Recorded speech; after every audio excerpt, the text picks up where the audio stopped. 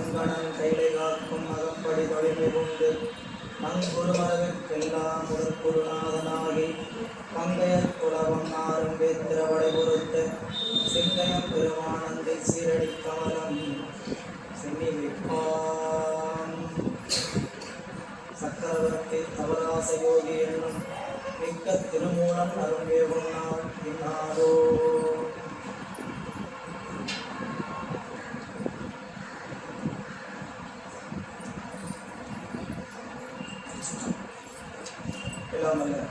இறைவனுடைய அருட்பெருங்கருணையினாலும் குருவருடன் முன்னின்று அருள் செய்ய இங்குதான் திருமூல தேவனாயினால் திருவாய் மலர்ந்தருளி இருக்கின்ற திருமந்திரமாகிய ஞான நூலினை தொடர்ந்து சிந்திப்பதற்கும் போதுவதற்கும் வழிபாடு செய்வதற்கும் குருவருடன் திருவருடன் நமக்கு வாய்ப்பை வழங்கி இருக்கின்றது.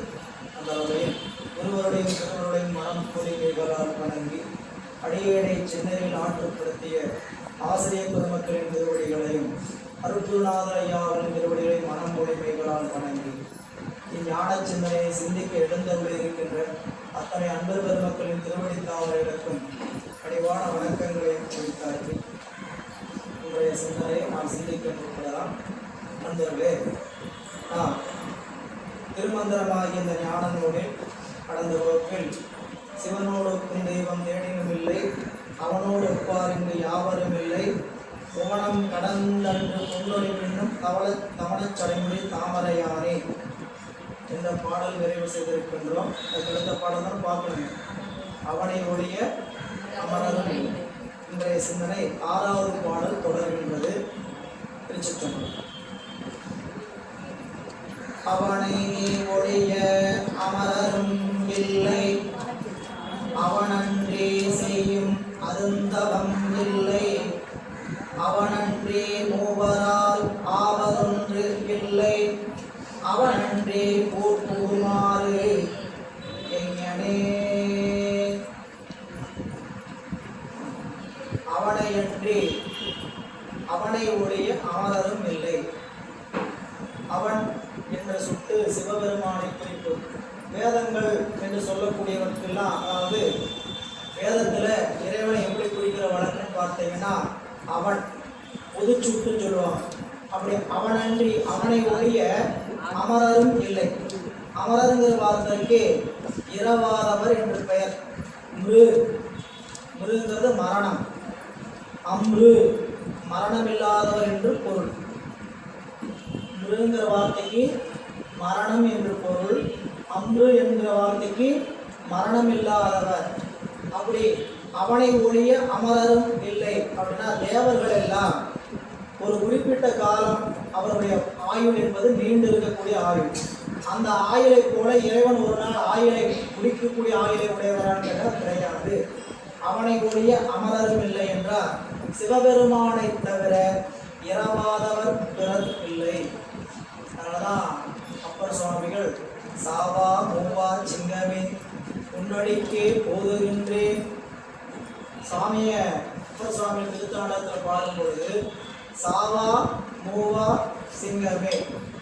அதே திருத்தாண்டத்தில் ஒரு போட்டி பகுதியில் பாடுவார். மூவாய் பிறவாய் இரவாய் போற்றி, முன்னமே தோன்றி முளைத்தாய் போற்றி. இறைவனுக்கு மூப்பில்லை, பிறப்பில்லை, இறப்பில்லை என்பது அதுவே அவனுடைய கடவுள் இலக்கணம். எனவே சிவபெருமானை தவிர இரவாதவர் பிறர் இல்லை. அவனன்றி செய்யும் அருந்தவம் இல்லை. இந்த தவம் செய்ய வேண்டுமானால் யார் தலைவர்? ஒரு தவத்தை இயற்றணும், அந்த தவத்திற்கு முக்கியமான தலைவர் யார் என்றால் நாம் செய்யக்கூடிய தவத்தை பொறுத்து ஒவ்வொரு தவத்துக்கும் ஒரு தலைவர் விளங்குவார். நீங்கள் இப்போது தவம் என்பது உலகில் சொல்லக்கூடிய தவம் உண்டு. உலகில் பணக்காசு சம்பாதிக்கிறதுல தவம். அந்த தவம் எனக்கு தவமாக கிடக்கிறேன், எப்போ காசு பணம் கிடைக்கிட்டு அது தவம். அப்படி ஒரு தவம். அந்த தவத்துக்கு அந்த பணத்தை நிறையா சம்பாதிச்சவங்களே என்ன வச்சுக்கிறாங்க, ரோல் மாடலாக வச்சுக்கிறாங்க. அவங்க தான் எனக்கு வாழ்க்கைக்கு ரோல் மாடல் வச்சுக்கிறாங்க. அது ஒரு தவம். சரிங்களா? அது தவமான்னு கேட்டால் அது அது அதாவது ஒரு குறிக்கோள் உரைத்து நிற்பதுக்கு பேர் தவம். இன்னொரு வகையில் உடம்பை வாட்டிக்கொள்கிற தவம் ஒன்று இருக்குது. அந்த தவம் நம்ம வீடடைவிக்கின்ற தவம் அல்ல, அந்த தவம் உடலை பேணுகின்ற தவம். அது வள்ளுவர் ஒரு தவம் சொல்றார், உற்ற நோய் நோன்றல் உயிர்க்கு உருகன் செய்யாமே அற்றே தவத்திற்கு உரு. நமக்கு வருகின்ற துன்பத்தை பொறுத்து கொள்வதும் பிறர் உயிருக்கு தீங்கு செய்யாமையும் தான் தவத்திற்கு இலக்கணம். தவத்திற்கு எது இலக்கணம்னா உற்ற நோய் நோன்றல் உயிர்க்கு உருகன் செய்யாமே அற்றே தவத்திற்கு உரு. நமக்கு வருகிற துன்பத்தை பொறுத்து கொள்ளணும், பிறருக்கு துன்பம் செய்யக்கூடாது.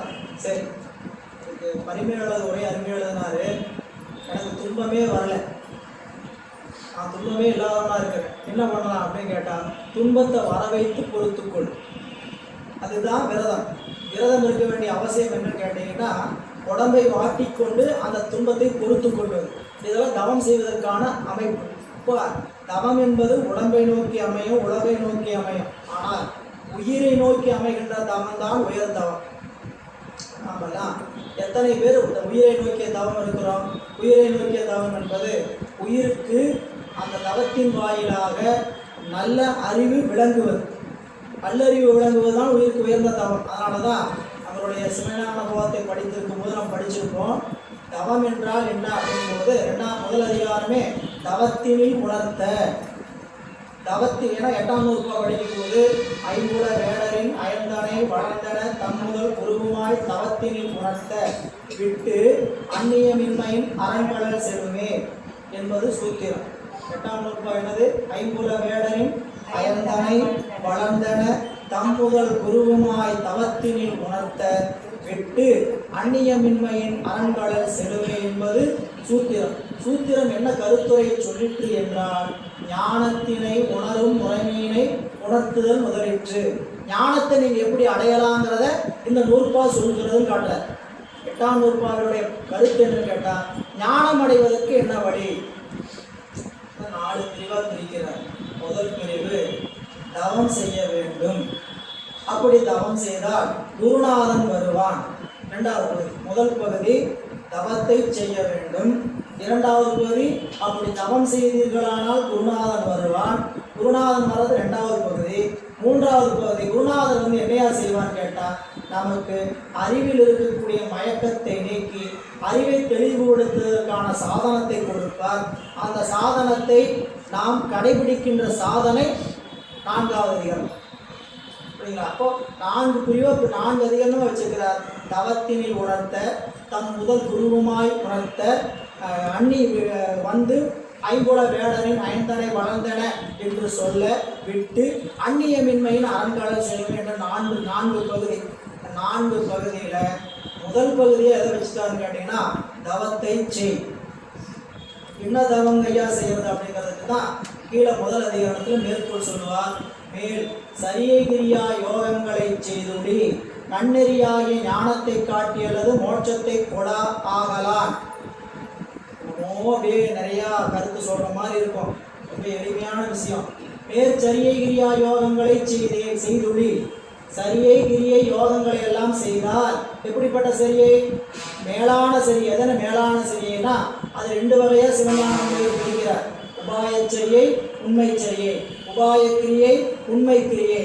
உபாய யோகம், உண்மை யோகம் அப்படின்னு என்னன்னா நாம் சரியை கிரியை யோகம் என்று சொல்லுகின்ற தொன்றையெல்லாம் திருக்கோயிலில் செய்கின்ற பொழுது எனக்கு இதனால் நன்மை விளைய வேண்டும் என்று உலகில் நன்மை கருதி செஞ்சோம்னா அதுக்கு பேர் உபாயம். அதுக்காக எதையும் நினைக்காமையா நம்ம கோயிலில் போய் பணி செய்ய முடியும், எதையும் நினைக்காமையா போய் கோயிலில் பூசை பண்ண முடியும். நமக்கான தேவையை கேட்டுத்தான் ஆகணும் அப்படி நினைப்போம். அப்படி கேட்டால் அந்த வழிபாட்டுக்கு பேர் உபாயம். அதனால் என்ன விளையும் கேட்டீங்கன்னா அந்த சரியை கிரிய யோகத்துக்கான பயனை சிவபெருமான் அருள்வார். எப்படிப்பட்ட அருளை அருள்வார்னு கேட்டீங்கன்னா அவருக்குரிய உலகத்தில் சென்று அந்த தவத்தை செய்கிற மாதிரி மாற்றிடுவார். நீங்கள் இறைவன் இங்கே அனுப்பி இருக்கக்கூடிய நோக்கம் ஒன்றே ஒன்று தான். நீங்கள் அந்த பாடம் படித்தாலும் சரி படிக்காட்டியும் சரி கடைசி வரை ஒரே செய்தி தான். இறைவன் இந்த உலகிற்கு நம்மை அனுப்பி இருக்கக்கூடிய நோக்கம் அவனை உணர்ந்து அவனுடைய திருவடியை சென்று சேர்வதற்கான வழியை பின்பற்றுதல். அவனை உணர்ந்து அவனுடைய திருவடியை சென்று சேர்வதற்கான வழியை பின்பற்றுதல். நாம் அந்த வழியை பின்பற்றாமல் அந்த வழிபாட்டையெல்லாம் செய்வான், இறைவனுடைய திருவடியை வழிபாடெல்லாம் செய்வான். ஆனால் அவனை உணர்ந்தோமான்னு கேட்டீங்கன்னா உணர்ந்திருக்க மாட்டான். உணர்தல் என்னன்னு கேட்டீங்கன்னா அறிவுக்குள்ள அவனை தவிர வேறு யாரும் இல்லை, சிவம் தான் என் அறிவுக்குள்ள இருக்கு அப்படின்னு உணர்வது. சரிங்களா? சிவத்து இப்போ நம்ம அறிவுக்குள்ளே எல்லாத்துக்கும் இடம் கொடுத்து வச்சிருக்கிறோம். இந்த அறிவுக்குள்ளே எல்லாருக்கும் இடம் கொடுக்கறத நீங்கி அறிவுக்குள்ள இறைவனுக்கு மட்டும்தான் இடம். நம்ம அப்பர் சுவாமிகள் நெஞ்சம் உமக்கே இடமாக வைத்தே, நெஞ்சம் உமக்கே இடம், உமக்கும் இடம் இல்லை உமக்கு இடம் இல்லை, நெஞ்சம் உமக்கே இடமாக வைத்து அப்படின்னு சொன்னான்னா அப்படி அறிவில் நிற்கிறதுக்கு தான் இறைவனை உணர்ந்து சொல்லணும். அந்த உணர்ந்து நிற்பதற்காகத்தான் நம்மளை அனுப்பியிருக்கிறார். ஆனால் நம்ம அறிவு வேற எல்லாவற்றையும் அறிகிறது, அதன்பால் சாருகிறது. அதனால் என்னன்னு கேட்டீங்கன்னா அறிவுக்குள்ளே ஏற்படுகின்ற கலக்கம், இந்த கலக்கம் கொஞ்சம் கொஞ்சமாக தெளிஞ்சுக்கிட்டே வரும். முதல்ல குட்டை குழம்புனா தானே தண்ணி குழம்புனா தானே அது தெளிவடையும். குட்டையெல்லாம் நல்லா குழம்பிக்கொண்டே வரும். குழம்பி ஒரு நாள் இறைவனை தவிர பற்றுக்கோடு இல்லை என்று இறைவனை மட்டுமே நோக்கி ஒரு தவம் செய்வோம்.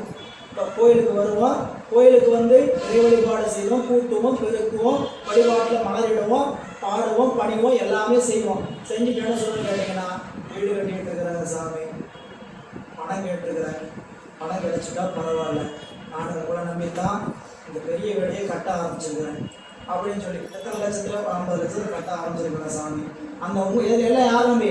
உங்களை நம்பி தான் சாமி கட்ட ஆரம்பிச்சிருக்கிறேன். என் கையில் ஒரு 5 லட்சம் தான் இருக்குது, மிச்சம் 45 லட்சம் லோனுக்கு தான் எதிர்பார்த்துட்டு இருக்கிறேன். நீங்கள் கொடுத்துருவீங்க நம்பிக்கையில் தான் என்ன பண்ணியிருக்கிறேன், கட்டிகிட்டு இருக்கிறேன் அப்படின்ட்டு. இது மாதிரி ஒவ்வொருத்தரும் ஒவ்வொரு தேவைக்காக என்ன பண்ணுறது, சாமிகிட்ட போய் பணியை செய்துட்டு இறைவன்கிட்ட வேண்டது, பணியை செய்து நம்ம பணியை செய்ய கடையில் வாங்கி போக கொடுத்தா பாலாபிஷேகம் பண்ணலாம், சாமிக்கு ஏதாவது பிரதோஷத்தில் வழிபாடு செய்துட்டு என்ன பண்ணுறது, இறைவன்கிட்ட நம்மளுக்கான தேவையை கேட்டுக்கிட்டு இருப்போம். இது ஒரு காலத்தில் அறிவுக்குள் என்ன ஆகுன்னு கேட்டிங்கன்னா இறைவன் நமக்கு தேவையானவற்றை கேட்காமலே கொடுப்பார். சரிங்களா? அவன் தாயினும் நல்ல தலைவன். எனவே அவனுக்கு வந்து நம்மளுக்கு இன்ன வேணும் சொல்லி தான் அறிய வேண்டிய அவசியம் இல்லை. அவன் எல்லாவற்றையும் தானாகவே அறிவான்கிற அறிவு நமக்குள்ளே வந்துடும். அவன் என்ன பண்ணுவோன்னு கேட்டீங்கன்னா சாமி நீங்கள் என்ன கொடுத்தீங்கனாலும் சரி அதை ஏற்றுக்கிறதுக்கு எனக்கு மனப்பக்குவம் கொடுங்க, நீங்கள் என்ன வேணால் கொடுங்க, அதை ஏற்றுக்கொள்வதற்கான மன உறுதியை கொடுங்கன்னு கேட்போம். சரிங்களா? அப்புறம் அடுத்த கட்டம், இது 2வது கட்டம். நீ அடுத்த கட்டத்துக்குள்ள எப்படி போவேன்னு கேட்டிங்கன்னா எதையும் வேண்டாம் சாமி கூட மட்டும் கொடுங்க, எதை கொடுத்தாலும் ஏற்றுக்கொள்ளுகிற உறுதியை கொடுங்கன்னு கேட்டாரு. முதல்ல இதை கொடுங்கன்னு கேட்போம், அடுத்தது எதை கொடுத்தாலும் அதை ஏற்றுக்கிற உறுதியை கொடுங்கன்னு கேட்போம், 3வது உங்களை மட்டும் கொடுங்க, வேற எதுவுமே வேண்டாம் அப்படின்னு வந்து நிற்கிற இடத்துக்கு பேர் தான் தவம். அந்த உயர்த்தவம் அதுதான் மேற்சரியை கிரியா யோகம் அப்படிங்கிறதுக்கு பேர் உண்மைச்சரி, உண்மைகிரி, உண்மை யோகம்னா இறைவனை மட்டுமே விரும்பி நின்று தவம் செய்வது. அப்படி தவம் செய்தால் இறைவன் குருநாதனாக வருவான், வந்து நமக்கு இந்த உலகில் இருக்கக்கூடிய மயக்கத்தை எல்லாம் நீக்குவான், நீக்கி அவன் திருவடியில சேர்த்துக் கொள்வான் என்பது 8ஆம் நூற்பார். இங்கே அவனை ஒழிய அமரரும் இல்லை, இறைவனை தவிர இரவாதவர் பிறவாதவர் கிடையாது. அது சொன்னார். அடுத்தது அவனன்றி செய்யும் அருந்தவம் இல்லை. அப்ப தவம், அதனால்தான் அபய பிராட்டியார் சொன்னாங்க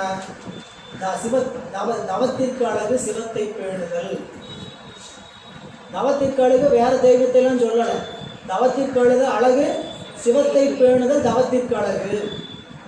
அப்போ இங்க அவனை தவிர அருந்தவம் இல்லை அப்படின்னு சொன்னதுக்கு காரணம், அருந்தவங்கிறது எதை குறிக்குதுன்னு கேட்டீங்கன்னா வீடு அடைவிக்கும் தவம், வீடு அடைவிக்கும் தவம். நாங்களும் அந்த வீட்டை தானே எதிர்பார்க்கிறோம். இப்போ நீங்கள் தானே சொன்னீங்க 50 லட்சத்துக்கு வீடு கட்டிட்டு இருக்கிறது, நாங்களும் அந்த வீடு அடைக்கிற தவத்தில் தான் இருக்கு. அந்த வீடு அல்ல, சரிங்களா? இந்த வீடு போனால் வர முடியாது, இந்த வீட்டுக்கு போனால் வர முடியாது.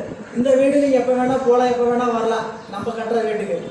இங்கே கேட்கக்கூடிய அருந்தவங்கிற வீடு எதுன்னு கேட்டிங்கன்னா சென்றால் திரும்ப முடியாத நெறி. சென்றால் திரும்ப முடியாத நெறி தான் நமக்கு நாம் கற்றுக்கொண்டு இருக்கக்கூடிய நெறி. சைவ சித்தாந்த பெருநெறின்னா என்னன்னு கேட்டிங்கன்னா சைவ சமயம் அப்படிங்கிறது நீண்டு வாரா வழியை நமக்கு காட்டுகின்ற ஒரு நெறி. நமக்கு பிறப்பு வேண்டாம், இறப்பு வேண்டாம், நாம் என்றும் ஒரே நிலையில இறைவன் இருக்கணுங்கிற கேட்கிற நெறிக்கு பேர் தான் அருந்தவம். அந்த அருந்தவத்திற்கு பேர் வீடடைவைக்கும் தவம். இனி அவனன்றி மூவரால் ஆவதொன்றில்லை. மூவர் 33 மூவரும் 33 மற்றுழைந்த தேவரும் காணா சிவபெருமான். இறைவன் எப்படிப்பட்டவர்? மூவர், மும்மூர்த்திகள் சொல்லுவோம் இல்ல. திருமால், பிரம்மா, ருத்ரன். இந்த திருமால், பிரம்மா, ருத்ரன் மூவர்ல ருத்ரன் என்பவரை சிவன் என மயங்குதல் கூடாது. இந்த ருத்ரன் புலி ருத்ரன், இதுக்கெல்லாம் நீங்க முதல் நூற்பால உள்ள படிச்சிருப்பீங்க. முதல் நூற்பால சிவபெருமான் ருத்ரன், சிவபெருமானை ருத்ரன் என்பால் அழைப்பது வேறு, அவன் மகா ருத்திரன். சரிங்களா? இங்க சொல்லக்கூடிய ருத்திரர்கள் யாருன்னு கேட்டீங்கன்னா புனி ருத்திரன். இவங்க யாரு? ஒவ்வொரு கோணங்களையும் இருக்கிறாங்க. 224 கோணங்கள்லையும் ஒவ்வொரு கோணங்களுக்கும் ஒவ்வொரு ருத்திரம் உண்டு. அவங்க என்ன செய்வாங்க? அவங்களுக்குரிய கோணத்தை அழிப்பார்கள். இப்படி அழித்து அவங்க மட்டுமே இருப்பாங்க பாருங்க. இப்போ நிவர்த்திகளில் 108 கோணம் இருக்குது. 108 கோணத்துக்கு 108 ருத்ரர்கள் இருக்கிறாங்க, 108 திருமால் இருக்கிறாங்க, 108 பிரம்மா இருக்கிறாங்க. இந்த 108 பிரம்மாவையும் 108 திருமாலையும் யார் அழிப்பார்கள்? இந்த 108 ருத்ரர்களில் ஒருத்தர் அடிச்சுட்டே வருவார். இந்த 108 ருத்ரர்கள் ஒருவராக அடித்துட்டே வந்து மீதம் ஒரே ஒரு ருத்ரர் இருப்பார். இல்லை, அந்த ருத்ரரை யார் அழிப்பார்னு கேட்டால் மேலே இருக்கக்கூடிய கோணாவாசியாக இருக்கக்கூடிய பிரதிஷ்டாவலையில் இருக்கக்கூடிய கோணத்தில் இருக்க ருத்ரர் என்ன பண்ணுவாங்க? இவரை ஒடுக்கி நிவர்த்திகளை முற்றி செய்வார். அங்கே இருக்கிற 108 உலகம் ஒடுக்கப்படும். எங்கே கொண்டுங்க? பிரதிஷ்டாவலையில். அதே போல நிவர்த்திகளை பிரதட்டாகலை ஒடுங்கும், பிரதட்டாகலை வித்யாகலையில் ஒடுங்கும், வித்யாகலை சாந்திகளில் ஒடுங்கும், சாந்திகளை சாந்தி அதீத கலையில் ஒடுங்கும். என்ன கலை கொலையா இருக்குங்கிறீங்களா? இதெல்லாம் சைவ சித்தாந்தத்தில் நம்ம படிச்சுருந்தா தான் இந்த இடம் புரியும். சைவ சித்தாந்தத்துக்குள்ள அதுக்கு தான் கொஞ்சம் சைவ சித்தாந்த ஞானம் வேண்டும். நீங்கள் புரிஞ்சுக்கணும்னா நமக்கு இறைவன் வினைகளை கூட்டுவதற்கான வழியாக அமைத்திருப்பது கலைகள். நாம் வினைகளை நுகர்வதும் வினைகளை கணிப்பது எதன் வழியாக கேட்டிங்கன்னா 5 வகையான கலைகளை நமக்கு கொடுத்து உலகத்தை படைத்து கொடுத்திருக்கிறார். இந்த 5 கலைகளும் ஒரு நாள் நீக்கப்பட வேண்டியது. அந்த கலைகள் ஒவ்வொன்றாக ஒவ்வொன்றில் ஒடுக்குவார். இதை யார் செய்கிறான்னு கேட்டீங்கன்னா இறைவன் தானே செய்கிறார். அப்படி செய்யும்போது தனக்கு கீழே இருக்கக்கூடிய அதிபதிகளாக இருக்கக்கூடிய திருமால், பிரம்மா, ருத்திரன் போன்றவர்களெல்லாம் ஒவ்வொரு கலையும் ஒடுக்கிட்டே வருவார். நீங்கள் சைவ சித்தாந்த படம் பார்த்துருக்கீங்க. சித்தாந்த படம்னு ஒரு சூரியன் மாதிரி இருக்கும். அதில் மேலே நிவர்த்திகள் சாந்தி அதீத கலையிலிருந்து கீழே பிரதிபி மண் தத்துவத்துக்கு வரைக்கும் நிவர்த்திகளை என்று சொல்லக்கூடிய 224 கோணம் என்னென்ன, அந்த 224 கோணங்களுக்கு யார் தலைவர் என்பதை பற்றியெல்லாம் விளக்குது. அதுக்கு நூலே இருக்கு. சைவ சித்தாந்த விளக்க படத்தோடு நூலும் இருக்குது. வாழையானந்தா சுவாமிகள் எழுதியிருக்கக்கூடிய ஒரு நூல். அந்த நூலில் எந்தெந்த கோணத்துக்கு யார் யார் அதிபதி, அவர்களுக்கு என்ன தொழில், அந்த தொழிலின் வாயிலாக அவர்கள் எந்தெந்த உலகத்தையெல்லாம் ஆட்சி செய்கிறாங்க அப்படின்னு சொல்லி விளக்கமாக இருக்கக்கூடிய பகுதி. இது சைவ சித்தாந்தத்தினுடைய விரிவு. இங்கே அவனை ஒழிய அருந்தவம் இல்லை, அவனின்றி மூவரால் ஆவதொன்று இல்லை. சரி, நம்ம அவ்வளவு ஆழமாக போகலைன்னா எது நமக்கு தெரிஞ்சு பண்ணிருக்கா? திருமால், பிரம்மா, ருத்திரன் இந்த மூவரில் சிவபெருமான் ஒன்னா அப்படின்னு கேட்டால் இல்லை. சிவபெருமான் இந்த மூவரில் ஒருவர் இல்லை அப்படின்னு நம்ம புரிஞ்சுக்கணும். நீங்கள் புகைப்படத்தில் கோயிலெல்லாம் மூர்த்திகளை பார்த்துருப்பீங்க. இந்த பக்கம் திருமால், இந்த பக்கம் பிரம்மா, நடுவில் சிவன் திருவுருவப்படம் இருக்கும். இதை வச்சுக்கிட்டு இவங்க மூவரும் ஒன்று அப்படின்னு அறிவில் கருதிவிட வேண்டாம். ஏன்னு கேட்டால் சிவபெருமானை எந்த கடவுளோடும் ஒப்பிட முடியாது. அதனால் என்ன சொல்கிறது கேட்டிங்கன்னா அவனன்றி மூவரால் ஆவது இல்லை அப்படின்னு சொல்றதுக்கு காரணம் இறைவனே எல்லா வகையான முதற்கடவுள் இயல்புகளை உடையவர் என்பதை குறிப்பதற்காக அவனன்றி மூவரால் ஆவதொன்றில்லை. திருவாசகத்திலையும் சரி, மற்ற ஏனைய திருமுறைகளிலும் சரி, பல இடங்களில் சொல்லப்பட்டிருக்கக்கூடிய ஒரு கருத்து. திருச்சதகம் படிச்சிருப்பீங்க. 3வது பகுதியில் தேவகோ அறியாத தேவதேவன் செழும்பொழிகள் பயந்து காத்து அழிக்கும் மற்றை மூவர்கோனாய் நின்ற முதல்வன். அவ்வளோதான் தேவாங்க. இறைவன் தேவர்கோ அறியாத தேவதேவன். தேவர்கோ யார்? இந்திரனால் அறியப்படாத தேவதேவன். இல்லை, இந்திரனால் அறிய முடியாதுன்னு சொல்லியாச்சு. அடுத்தது செழும்பொழிகள், இந்த உலகத்தை பயந்து படைத்து காத்து அழித்து மற்ற மூவர்கோனாய் நின்ற முதல்வன். அப்போ இந்த உலகத்தை காத்தும் படைத்தும் அருளுகின்ற இந்த மூவருக்கும் தலைவனாக இறைவன் இருக்கிறார். திருவாசகர் பின்னாடி சொல்லுவார், மூவரும் 33 மற்றொழிந்த தேவரும் காணா சிவபெருமான் மாவேரி வையகத்தை வந்து விழிந்த வார்களுகள் வந்திக்க மெய்யகத்தே இன்பமும். அங்க அவனன்றி வேறு தேவர்களை ஒன்னா நினைச்சு கருதுனீங்கன்னா பாவங்கிற சித்தியார்ல நீங்க தேவர்களை ஒருவராக கருது இறைவனை கருதுனா அது பெரும் பாவங்கிற. அப்படி இங்க அவனன்றி மூவரால் ஆவதொன்று இல்லை. இறைவன் தான் படைத்தல் தொழிலை பிரம்மாவிடம், காத்தல் தொழிலை திருமாலிடமும், அழித்தல் தொழிலை ருத்ரனிடத்திலும் கொடுத்திருக்கிறார். மூவர் தான் பெரும்பாலும் குறிக்கப்படும். ஏன்னு கேட்டீங்கன்னா தொழில் 5 ஆச்சு, தொழில் 5 தொழில் ஆச்சு. 5 தொழில 3 சொல்றாங்க. 2 சொல்ல மறைத்தல் அருளை சொல்லலைன்னு கேட்டா மறைத்தல் காத்தல்லை அடங்கும், அழித்தல்ல அருள் அடங்கும். 5 தொழில பெரும்பாலும் முத்தொழில் தான் சொல்லக்கூடும். முத்தொழில் ஏன் அப்படி சொல்லக்கூட கேட்டீங்கன்னா அழித்தலில் அருளல் அடங்கும், மறைத்தல் காத்தலில் அடங்கும். அதனால எப்படி வச்சுருவாங்க கேட்டீங்கன்னா படைத்தல் காத்தல் மறைத்தல் அழித்தல் அருளல். ஏன்னா 3 தொழில். 5 தொழிலாக விரித்து பார்க்கணும். அப்போ 3 தொழிலில் 3 அதிகாரிகள் அதிதெய்வங்கள் இருக்கிறாங்க. அந்த 3 அதிதெய்வங்களில் அவர்களில் ஒருவராக இறைவனை கருதாதீர்கள். அவன் அன்றி அந்த மூவரால் ஆவதொன்று இல்லை. படைப்பு தொழிலின் தலைவன் அப்படி செருக்குற்றான். யாருங்க? பிரம்மா. அவருக்கு என்ன பண்ணாருங்க? நம்மளுடைய முருகப்பெருமான். வரலாறுலாம் தெரியும். கந்தரகலிவன்பா படிச்சிருப்பீங்க, சரிங்களா?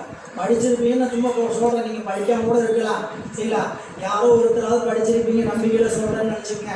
இல்லாட்டி போய் என்ன பண்ணணும்? கந்தரகலிவன்பாவை அந்த வரியை தேடணும். சாமி முருகப்பெருமான் வந்தார், பிரம்மன் அப்படி இந்த பக்கம் போனாராம். எவாப்பா நீ யாருப்பான்னு முருகப்பெருமான் கூப்பிட்டாராம். நான் தான் பிரம்மா, படை பிரம்மான்னு சொன்னார். நீங்கள் என்ன வேலை பண்ணுறீங்க கைலாயத்தில்?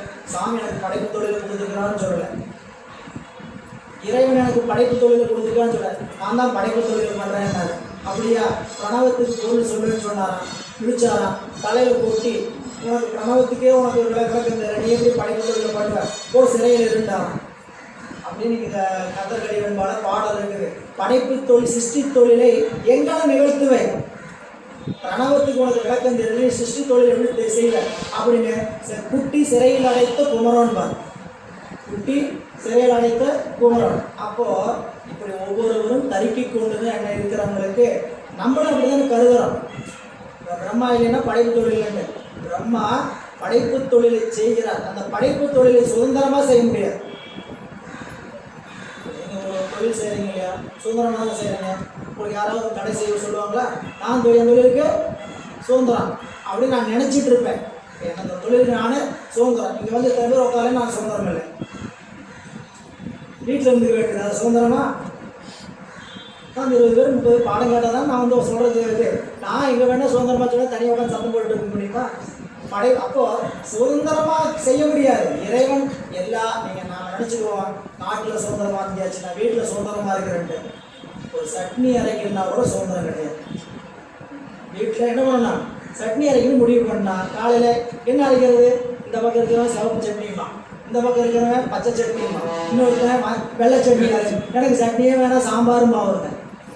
இரவே ஒருத்தர் புக் பண்ணிடுவார். என்னட்டுங்க காலையில் என்ன பண்ணுறீங்க அப்படின்பா, தேங்காய் சட்னி அரைக்கலான்னு இருக்கேங்க, எனக்கு வெள்ளை சட்னி வேணும். என்னடா வேணும்?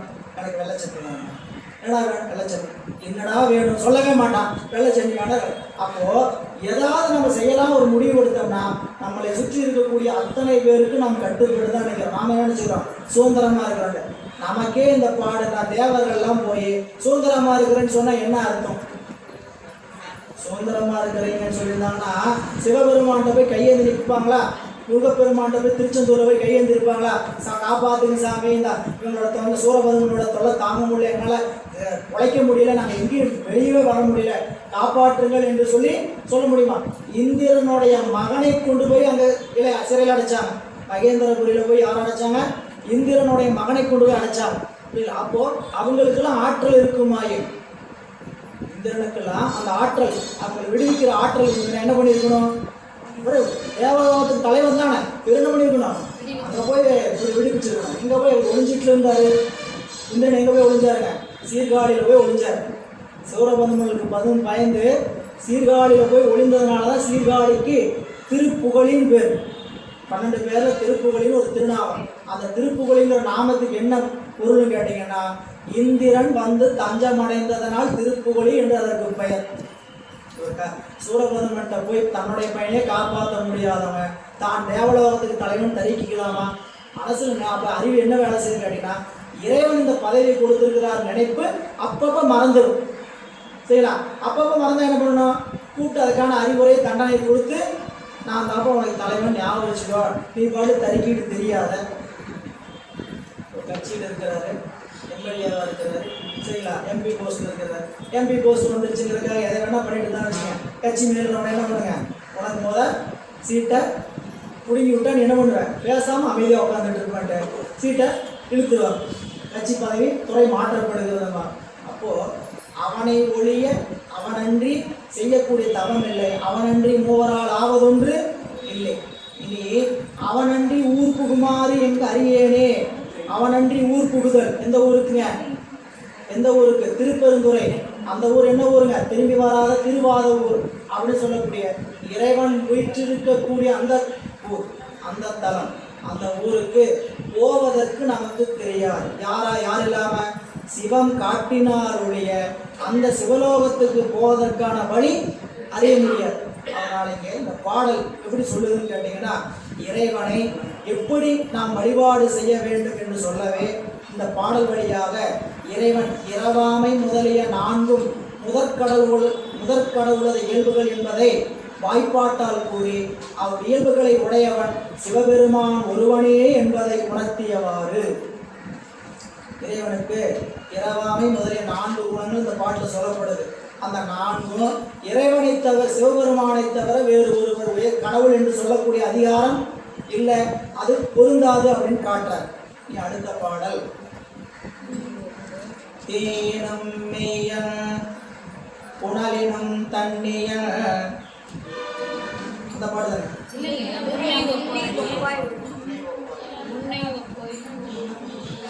உன்னை ஒப்பாயுள்ள மூவர்க்கு மூத்தவன் தன்னை ஒப்பாய் என்றும் இல்லா தலைமகன் தன்னை அப்பாயினில் அப்பனுமாய் உள்ளான் உன்னை ஒப்பாருங்க போதகத்தானே.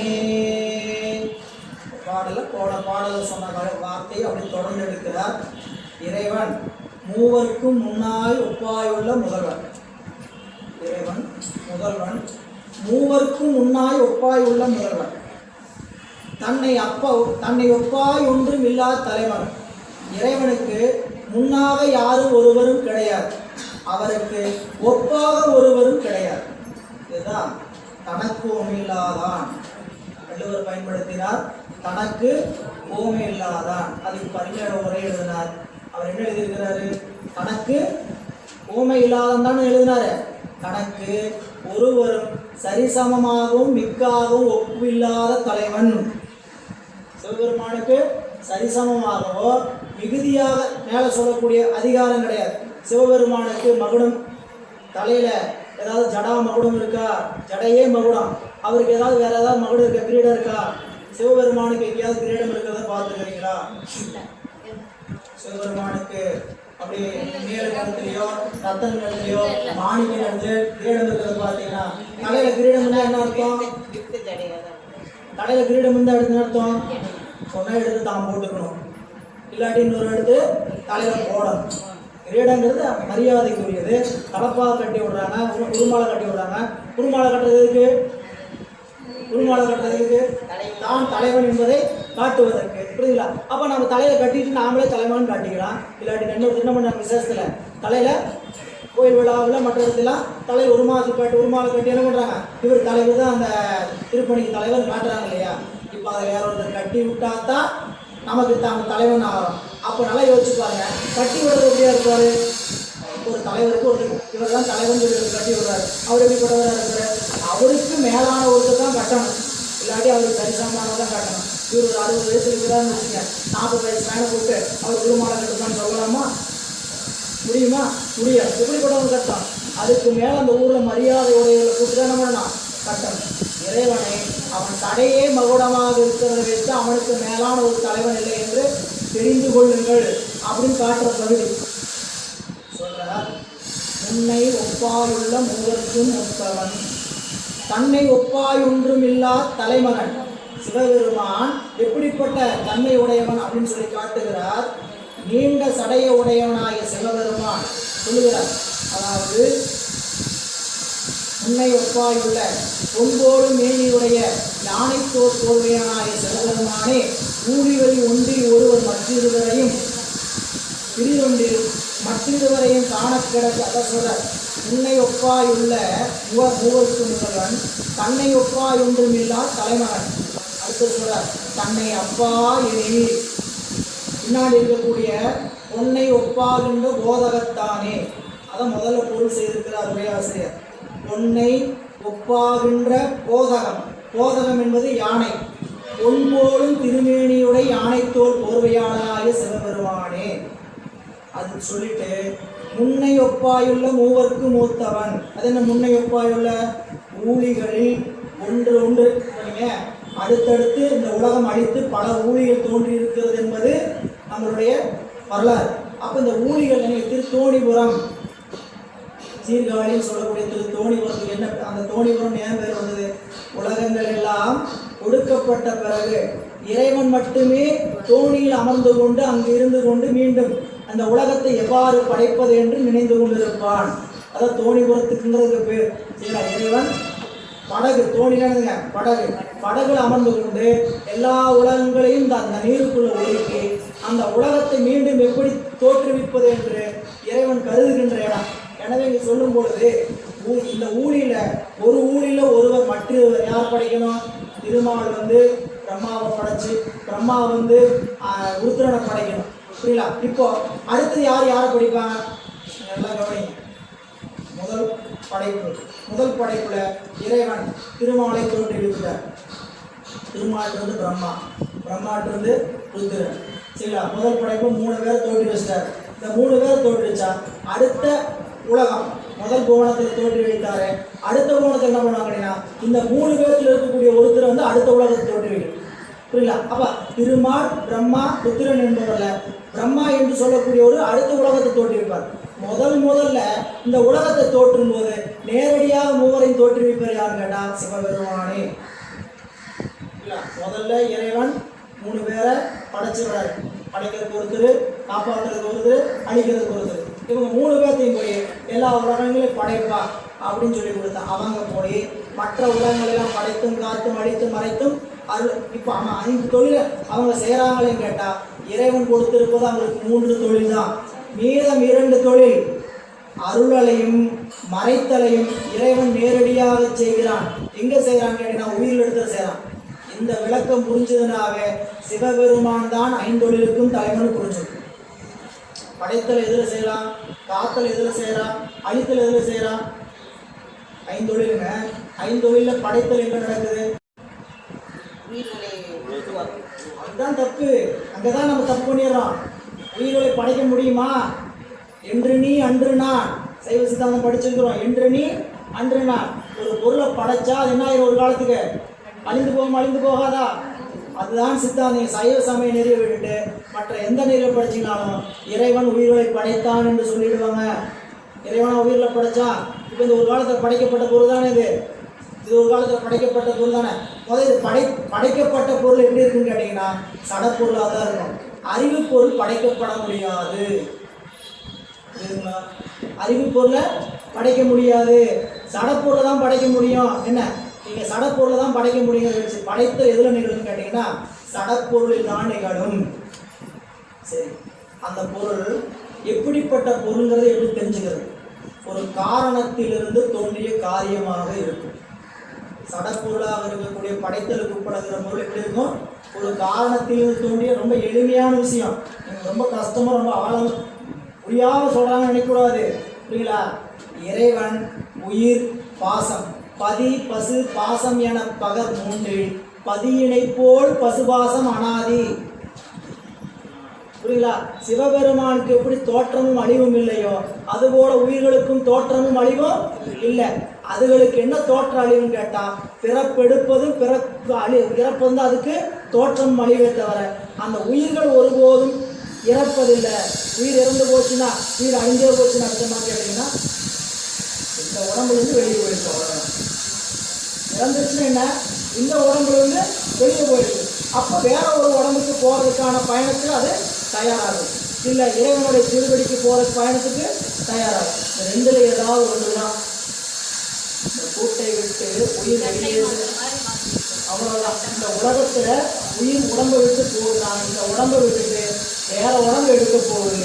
இல்லைன்னா இறைவன் திருவடிக்கு போகிறது. அப்போ இறைவன் படைத்தலையும் காத்தலையும் அணித்தலையும் எந்த பொருளில் செய்யறான்னு பார்த்தீங்கன்னா சடப்பொருளில் செய்கிறான். சடப்பொருள்கள் எப்படி நாம் கண்டுபிடிக்கிறதுன்னு கேட்டால் அந்த பொருள் கண்டிப்பாக ஒரு காரணப்பொருளில் இருந்து தான் வந்திருக்கும். அந்த பொருள் கண்டிப்பா இப்போ இது ஒரு ஒளி பெருக்கி ஒளி வாங்கி சரிங்களா, இது காரிய பொருள். இந்த காரிய பொருள் எதுலேருந்து வந்திருக்கும், காரணப்பொருள் இருந்து வந்திருக்கு. நீங்கள் கையில் தேநீர் குடிச்சிட்டு இருக்கிறீங்க, அது காரிய பொருள். இல்லை காரிய பொருள் எதுல வந்திருக்கும், ஒரு காரண பொருள். என்ன காரண பொருள் வந்திருக்குது, தேநீர், தேநீர், பால், தண்ணி, சர்க்கரை, டீத்தூள், இதெல்லாம் காரிய காரணம். காரணம் ஒரே காரணம் தான் முதல் காரணமாக இருக்க முடியும். அந்த காரணம்லாம் என்ன பண்ண முடியாது, டீயை போட முடியாது. சர்க்கரை இல்லாமல் டீ போடலாமா, போடலாம். தண்ணி இல்லாமல் டீ போடலாமா, போடலாம். பால் இல்லாமல் டீ போடலாமா, போடலாம். பால் இல்லாமல் போட முடியாது. டீத்தூள் இல்லாமல் போட முடியும். இதெல்லாம் முதல் காரணம். இதில் எது முக்கியமான முதல் காரணம் கேட்டீங்கன்னா டீத்தூள் தான் முதல் காரணம். டீத்தூள் தான் முதல் காரணம். ஏன்னா கண்டிப்பாக நல்லா கவனிச்சுங்க, ரொம்ப எளிமையான விஷயம், சாதாரண விஷயம். புரியுதா? என்ன நீங்கள் இப்போ புரிஞ்சுக்கிறதுக்கு சைவ சித்தாந்தத்தில் ரொம்ப ஆழமாக சொல்கிற விஷயம். காரணப்பொருள் ஒரு பொருள், முதற் காரண பொருள். ஒரு காரியத்துக்கு ஒரு பொருள் தான் முதற் காரணமாக இருக்கும்.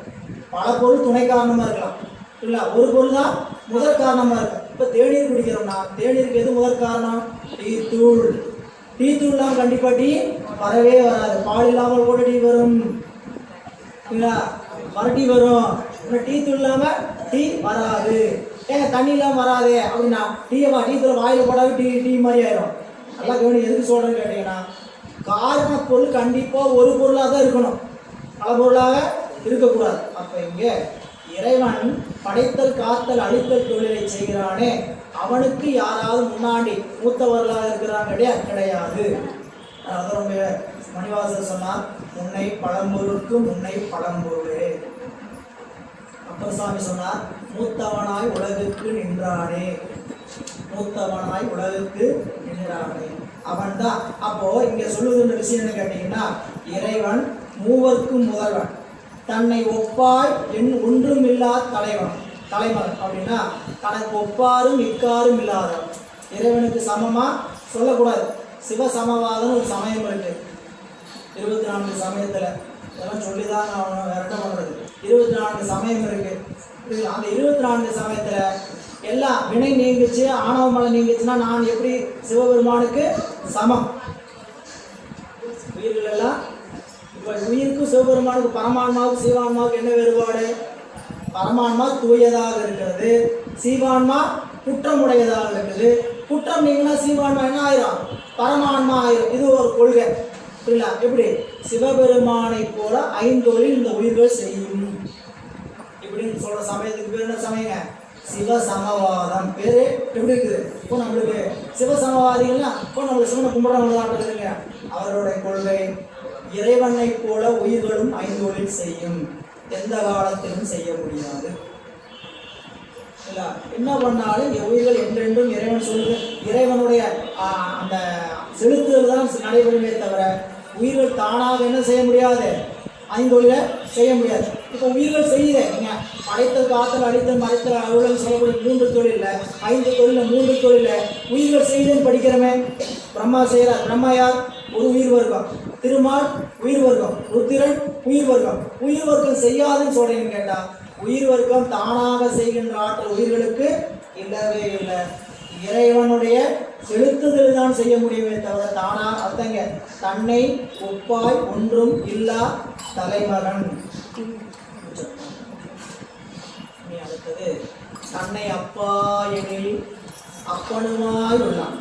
இப்ப இறைவனை அப்பான்னு கூப்பிட்டீங்கன்னா அப்பனா இருக்கிறான்னு சொல்லல. இறைவனை அப்பான்னு கூப்பிட்டீங்கன்னா அப்பனா இருக்கிறான்னு சொல்லல, அப்பனுமாய் உள்ளான். அப்படின்னு என்ன? அவன் தாயுமாக உள்ளான்.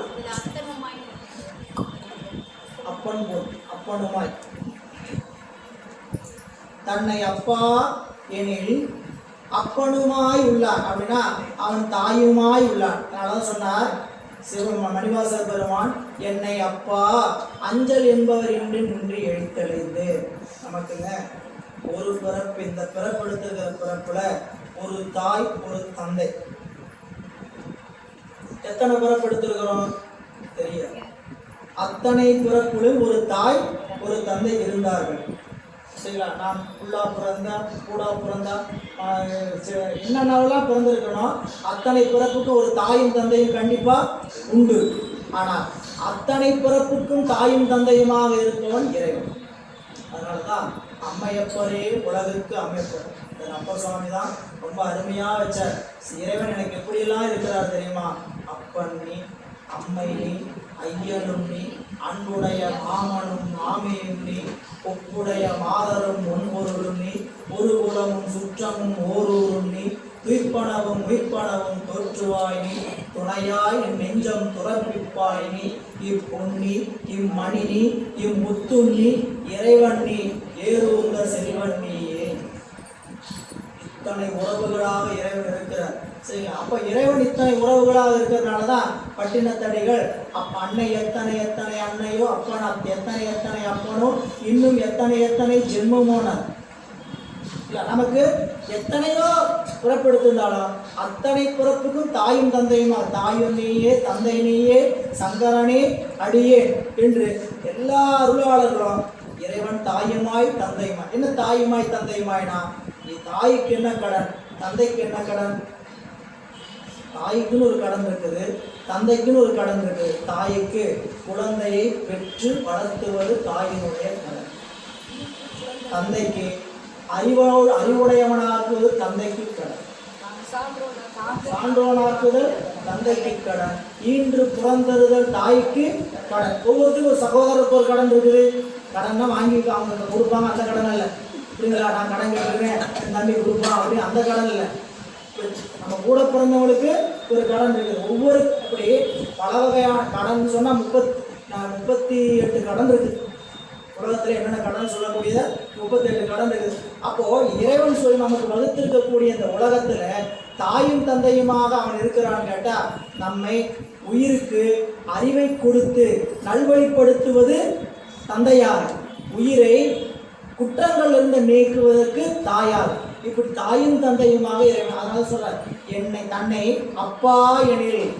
அப்பா, நீங்க அழைப்பு எப்படி இருக்குன்னு கேட்டீங்கன்னா, அவர் அழைக்கிறது அப்பா அப்பா. இது தேவாரத்தெல்லாம் பார்த்தீங்கன்னா ஐயனே அரணே என்று அரற்றினாள். அரற்றணும். கோயிலில் போய் சாமியை கும்பிடுறது எனக்கு தெரியாது, என்ன சொல்லி கும்பிட்றீங்க, நம்ம என்ன சொல்லி கூப்பிடுறோம்? போய் திருக்கோயிலில் போகிறோம், இறைவனை பார்க்குறோம், பார்த்தவரை என்ன அழைக்கிறோம்? கூப்பிட்டு தான் சொல்லணும். போய் நின்னோன்னு நம்ம ஒப்பிச்சிட வேண்டியதான் வரிசையா. போய் சாமி ஒரு உரையாடல் ஏதாவது இருக்குதா? அதுதான் நியூட்ரல். புரியல? அப்போ இறைவன்கிட்ட போய் என்ன பண்ணணும்னு கேட்டா, போய் நின்று பெருமானே உடையாரே அண்ணாமலையாரே, வாய் நிறைய கூப்பிடணுமா வேண்டாமா? வர அண்ணாமலையாரே அண்ணாமலையாரே. எப்போ கிரிவலம் போகும்போது உற்சாகம் வரும். சரிங்களா? ஏன் அங்கே சுற்றி இருக்கிறவங்க அப்படிப்பட்டவங்க. நாம மட்டும் தனியாக போனோம்னா அலைபேசி தான் இருக்கும். புரியல? வேற ஏதாவது பாட்டோ அப்புறம் ஏதாவது கதையை கேட்டு போயிட்டோமோ, நியூஸ் கேட்டு போயிடும். அங்கே சுற்றி இருக்கிறவங்க உணர்ச்சி பெருக்கு வேண்டிட்டு போயிடுவாங்க. அண்ணாச்சலா அண்ணாமலையாரு அப்படின்னு நம்மளுக்கு அப்படியே என்ன பண்ணி பற்றியும் இந்த உடம்பு. அதுதான் இந்த கூடுகிற கூட்டம் நம்ம என்ன பண்ணணும்னு கேட்டிங்கன்னா நல்வழிப்படுத்து. சரி, நம்ம அறிவு குறைவுடைய அறிவு. நாம் எங்கே சார்ந்து இருக்கிறோமோ அந்த அறிவை தான் பெறுவோம். புரியல? இதே நேரத்தில் நீங்கள் வெளியே இருந்தீங்கன்னா என்ன அறிவு பெறுவீங்கன்னு யோசிச்சு பாருங்க. இந்த நேரத்தில் நீங்கள் நாம் வீட்டில் இருக்கிற நேரத்தில் நாம் என்ன அறிவு பெற்றிருப்போம்? 11 மணிக்கு ஆரம்பிக்கும். புரியுங்களா? 11 மணிக்கு ஆரம்பிச்சு இரவு 11 மணி வரை தொடரும். தொடரும், அவ்வளவுதான். இரவு 11 மணி வரைக்கும் தொடரும். அப்படி அதான் தொடரும் சுருக்கமா சொல்றேன். சரிங்களா? அப்போ இப்படி காலையில இப்படிதான் நேரம் போகுது. இப்போ இது எதனால? வீட்டுல தனிமை, புரியுங்களா? வேற யாரும் இல்லை, வீட்டுல வேலைக்கு போட்டு பசங்களை பள்ளிக்கூடம் போயிட்டாங்க, எல்லாம் நம்ம அவங்க இப்போ அலுவலகத்துக்கு போனா அலுவலக பணி. இப்படி இருக்கக்கூடிய நிலையில நாம ஒரு கூட்டத்தோட திருக்கூட்டம் என்ன செய்யணும் கேட்டீங்கன்னா, நம்ம அறிவை செம்மைப்படுத்தும். அடியார் உறவு என்பது நாம் வேறு ஒன்றையும் சிந்திக்காத அளவுக்கு நாம் அறிவை வச்சுக்கிட்டே இருக்கோம். சரிங்களா? யாருக்கு அந்த அறிவு வேற எதையும் சிந்திச்சு துன்பத்தில் ஆளாமல் இருக்கும்னு நினைக்கிறீங்களோ அப்பப்போ இந்த திருக்கூட்டத்தோட இணைந்து கொண்டே இருக்கணும்னு நினைக்குவாங்க. சரிங்களா? இதெல்லாம் நம்மளுக்கு மணிவாசக பெருமான் முதலாக பலரும் இறைவன் கேட்ட விண்ணப்பம், சாமி உன் அடியார் நடுவில் இருக்கும் அருளை கொடு, அடியார் நடுவில் இருக்கும் அருளை கொடு. அடியார் நடுவில் இருந்தால் என்ன நடக்கும், நீங்கன்னா என்ன நடக்கும்? 2 உதாரணம் சொல்லக்கூடாது எப்பயுமே. சரிங்களா? ஒரு நல்லா நெருப்பு கொள்ளி எரிஞ்சுக்கிட்டு இருக்குது, தக தக தகன்னு எரிஞ்சுட்டு இருக்குது. அங்கே எரிஞ்சுக்கிட்டு இருக்கிற நெருப்புல ஒரு பச்சை விறகு கட்டை எந்திக்கு உள்ள போடுறீங்க. பச்சை விறகு கட்டைனா அது அந்த நல்ல நெருப்பு எரிஞ்சுக்கிட்டு நெருப்புல போடங்காட்டி அதுவும் பற்றி கொள்ளும். அதே நல்லா எரிஞ்சுக்கிட்டு இருக்கிற நெருப்புல காஞ்ச விறகு கட்டை எரிஞ்சுக்கிட்டு இருக்குது, அந்த காஞ்ச விறகு கட்டையை எடுத்து வெளியே வச்சுன்னு வச்சுக்கணும். புரியுங்களா? எவ்வளவு எதுக்கு என்ன உதாரணம் கேட்டீங்கன்னா, நல்லா காஞ்ச விறகுன்னா பக்குவமுடைய ஆன்மா. நான் பக்குவம் பெற்றுட்டேன், எனக்கு இந்த சிவனடியார் போட்டோம்னா தேவையில்லை, நான் தனிமன் போனோம்னா அறிவு இருளுக்கு சென்று விடும். புரியல? எனக்கு பக்குவமே இல்லைங்க, சிவனடியார் போய் இலக்கணமே எனக்கு தெரியாது, ஆனால் இந்த கூட்டத்தோட சேர்ந்தோம்னா அந்த நெருப்பு பற்றினையை போல் நம்ம என்ன பண்ணிடும். மணிவாசகர் அருமையாக திருவாசகர் உதாரணத்தை காட்டுறார். நமக்கு காட்டும் பொழுது ஊராமிழைக்கு குருட்டாமிழைத்து அங்கும் தாளினை அன்புக்கு பசு கூட்டம்லாம் மேய்ஞ்சிக்கிட்டு போயிட்டு இருக்கு. நடுவில் ஒரு கண்ணு தெரியாத பசு பட்டிக்கு போகுது. புரியுங்களா? கூட்டம் கூட்டமாக போகுது. அது நடுவில் ஒரு பசு, கண்ணு தெரியாத பசு. இந்த கண் தெரியாத பசு என்ன பண்ணு கேட்டீங்கன்னா, ஊர் பசுவோட சேர்ந்து கூட்டு பசு எங்கே போய் சேர்ந்துடும்? பட்டிக்கு போய் சேர்ந்துடும். ஏன்? இது முன்னாடியும் போக முடியாது, பின்னாடி பக்கவாட்டில் எங்கேயும் போக முடியாது. நடுவில் என்ன பண்ணோம்? ஆட்டி ஆட்டி ஆட்டி ஆட்டி கூட்டிகிட்டு போய் நேராக கொண்டு போய் பட்டியில் சேர்த்து. புரியல? நம்மளுக்கு எதுவுமே தெரியலினாலும் பரவாயில்ல, சொல்கிற விளக்கம், இந்த விளக்கம் எதுக்கான்னு கேட்டிங்கன்னா, நம்ம அறிவு எதையும் புரியல, எதையும் வாங்கிக்க முடியல, ஒன்றே ஒன்றை செய்யப்பா, இந்த கூட்டத்தோட இணைந்து, கூட்டத்தோட இணைந்து. அப்போ இங்கே தன்னை அப்பா எனில் அப்பனுமாய் உள்ளான் சிவபெருமான். நமக்கு அப்பா, தாயுமாய் தந்தையாய், தாயுமிழி தந்தையிலி அவன். ஆனால் அவன் இப்படிப்பட்டவன், நமக்கு தாயுமாய் தந்தையுமாய். நிறைய இடத்துல சொல்றார். அப்படிங்க பொன்னை ஒப்பா என்ற போதகத்தானே அப்படின்னு இந்த பாடலை கேட்டார். இனி அடுத்த பாடல்,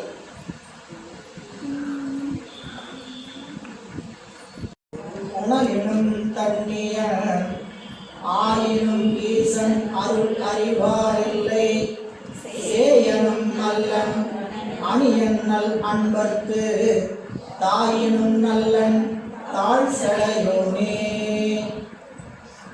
இறைவனை நாம் கொஞ்சம் ஆராய்ந்து பார்ப்போமானால் அவன் தீயை விட சூடானவன். எதுக்கு இந்த சொல் அப்படின்னு கேட்டீங்கன்னா, நமக்கு இறைவன் அருளுகின்ற திறம் 2 வகை. ஒன்று நன்முறையில் நமக்கு அருளை செய்வார், அதுக்கு பேர் அறம் என்று பெயர். இறைவனை கருணைக்கு பேர் அறக்கருணை. இன்னொரு வகையில் நமக்கு அருள் செய்வார், அந்த கருணைக்கு பேர் மரக்கருணை. வகையில் நம்ம குழந்தைக்கு நாம் செய்கிற கருணை தான். சொல்லி சொல்லி பொறுமையாக சொல்லி அன்பாக சொல்லி பார்க்குறது. செய்யலையா? ஆடுற மாட்டை ஆடிக்கிற, பாடுற மாட்டை பாடிக்கிற, அடிக்கிற மாட்டை அடிச்சுக்கிற அப்படிங்கிற மாதிரி சொல்லி கேட்காதவர்களுக்கு இப்படி அவரவர்கள் வினைப்பலனை இறைவன் ஊட்டுகின்ற போது எப்படி ஊட்டுகிறான்னு அந்த பாடல். தீயினும் வெய்யன் நீண்ட கடையுடைய சிவபெருமான் தேருங்கால் நெருப்பினும் வெண்மை உடையவனாக இருக்கிறான். அதே சமயம் அருளுங்கால் நீரிலும் குளிர்ச்சியுடையவன். நமக்கு அருளை செய்யும் பொழுது இறைவன் நீரை விட குளிர்ச்சித்தன்மை உடையவராக இருக்கிறார். அதே சமயம் நம்மை திருத்தும் பொழுது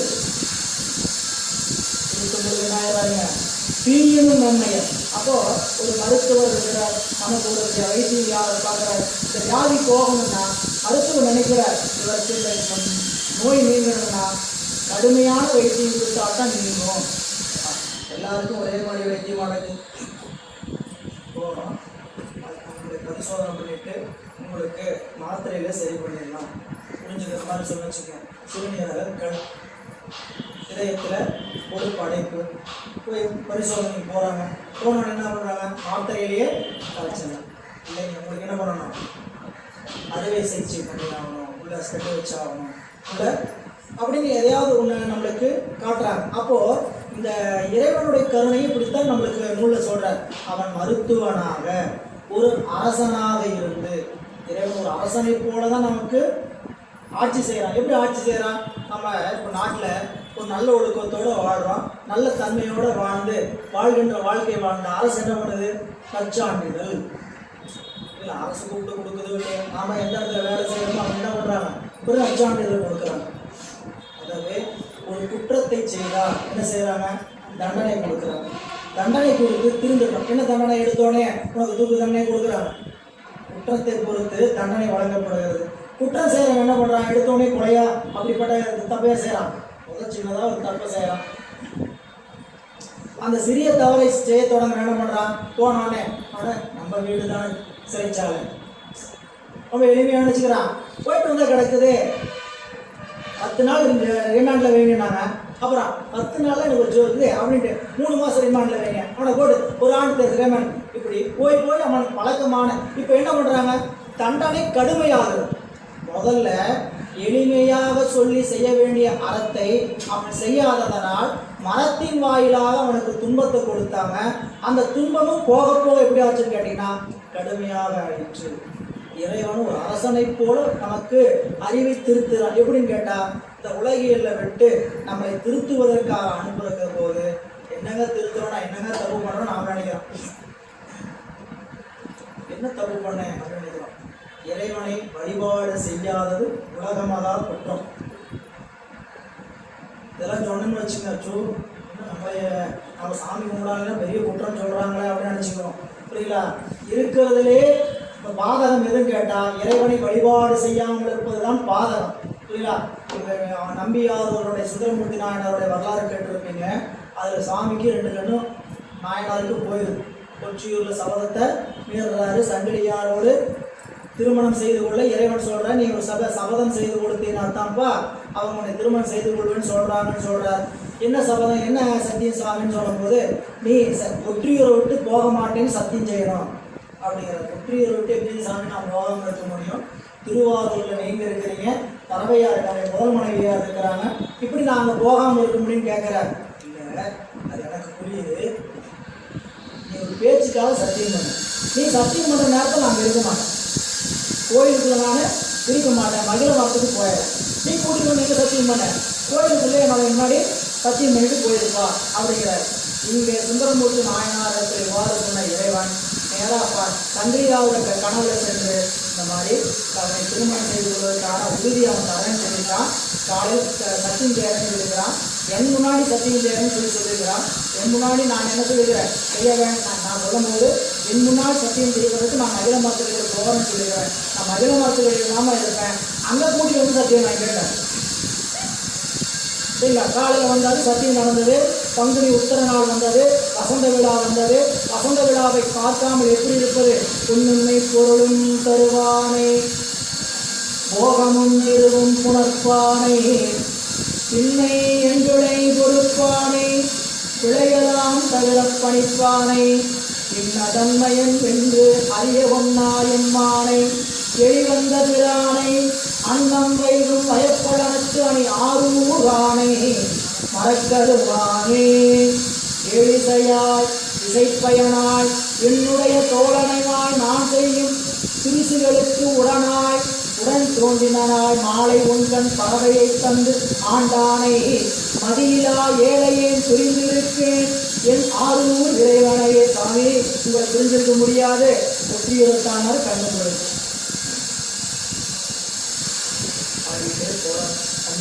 போறார்.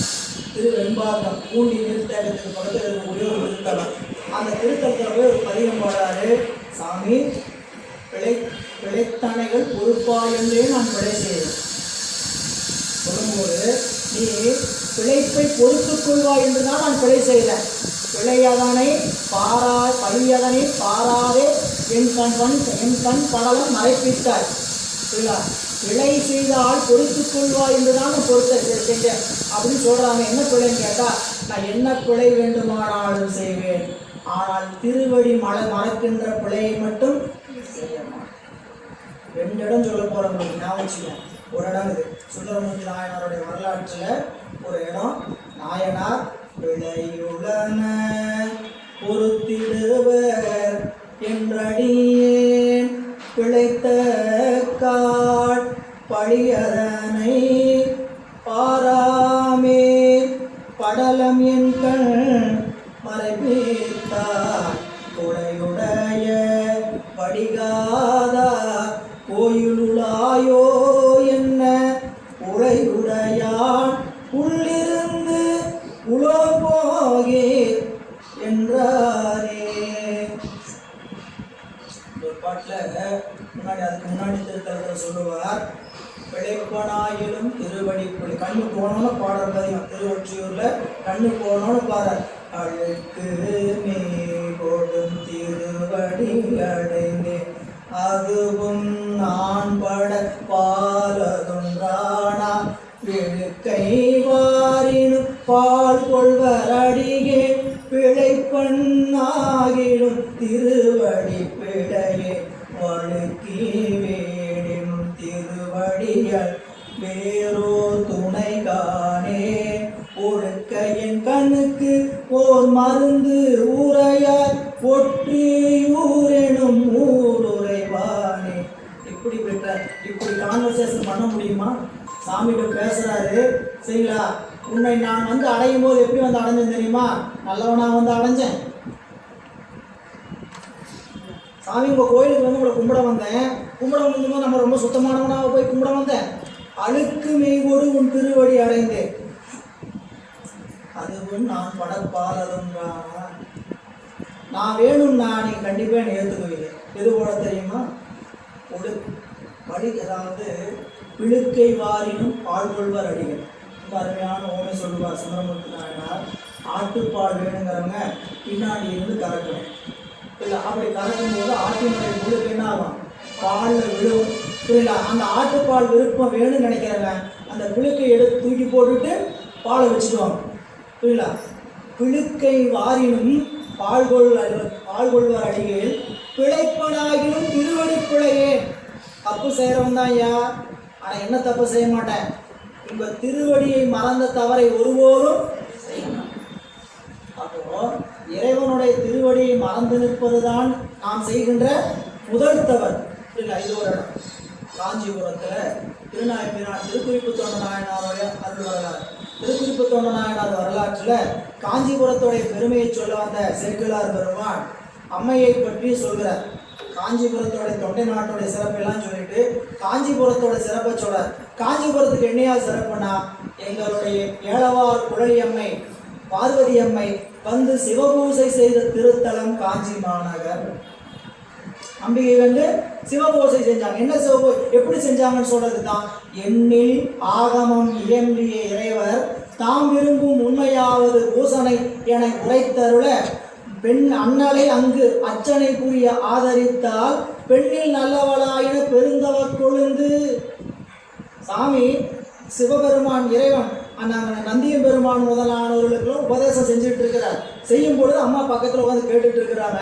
அத்தனை ஆகமத்தினுடைய உபதேசத்தினுடைய சாரம் என்னென்றால், இறைவனுக்கு பிடித்தது சிவபூசை. இறைவன் உயிரிடத்தில் எதிர்பார்ப்பது தன்னை வழிபட்டு இந்த உயிர்கள் அருளை பெற வேண்டும், இன்பத்தில் திளைக்க வேண்டும் என்று இறைவன் விரும்புகிறார். அந்த பூசனையை நான் செய்யணும் சாமின்னு கேட்டாங்க.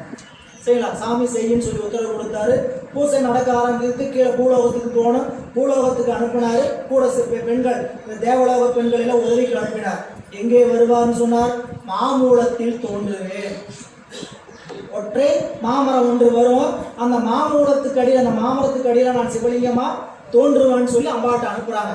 அங்கே போய் காடு வெறும் நிலமா இருக்குது, எங்கேயும் ஒரு மரத்தையும் காணோம். ரொம்ப நேரம் தேடுறாங்க, தேடி தேடி கிடைக்கல. சாமி இப்படி தேடினாலும் கிடைக்க மாட்டாரு, கடுந்தவம் செஞ்சாதான் கிடைப்பாருன்ட்டு தவத்தில் உட்காந்துட்டாங்க அம்பாள். இல்லை, அம்பாள் தவத்தில் உட்கார்ந்த போது சாமி நாம்பளாம் தவம் செஞ்சா சாமி பொறுத்துக்குவாரா? நம்ம செஞ்சாலே பொறுத்துக்க மாட்டார். புரியுங்களா? நம்மளை நோக்கி தவம் செய்கிறானே, நம்மளை வேணும்னு கேட்குறானேன்ட்டு அம்பாள் நம்மளை வேணும்னு கேட்டு நின்று தவம் செய்கிறாளே.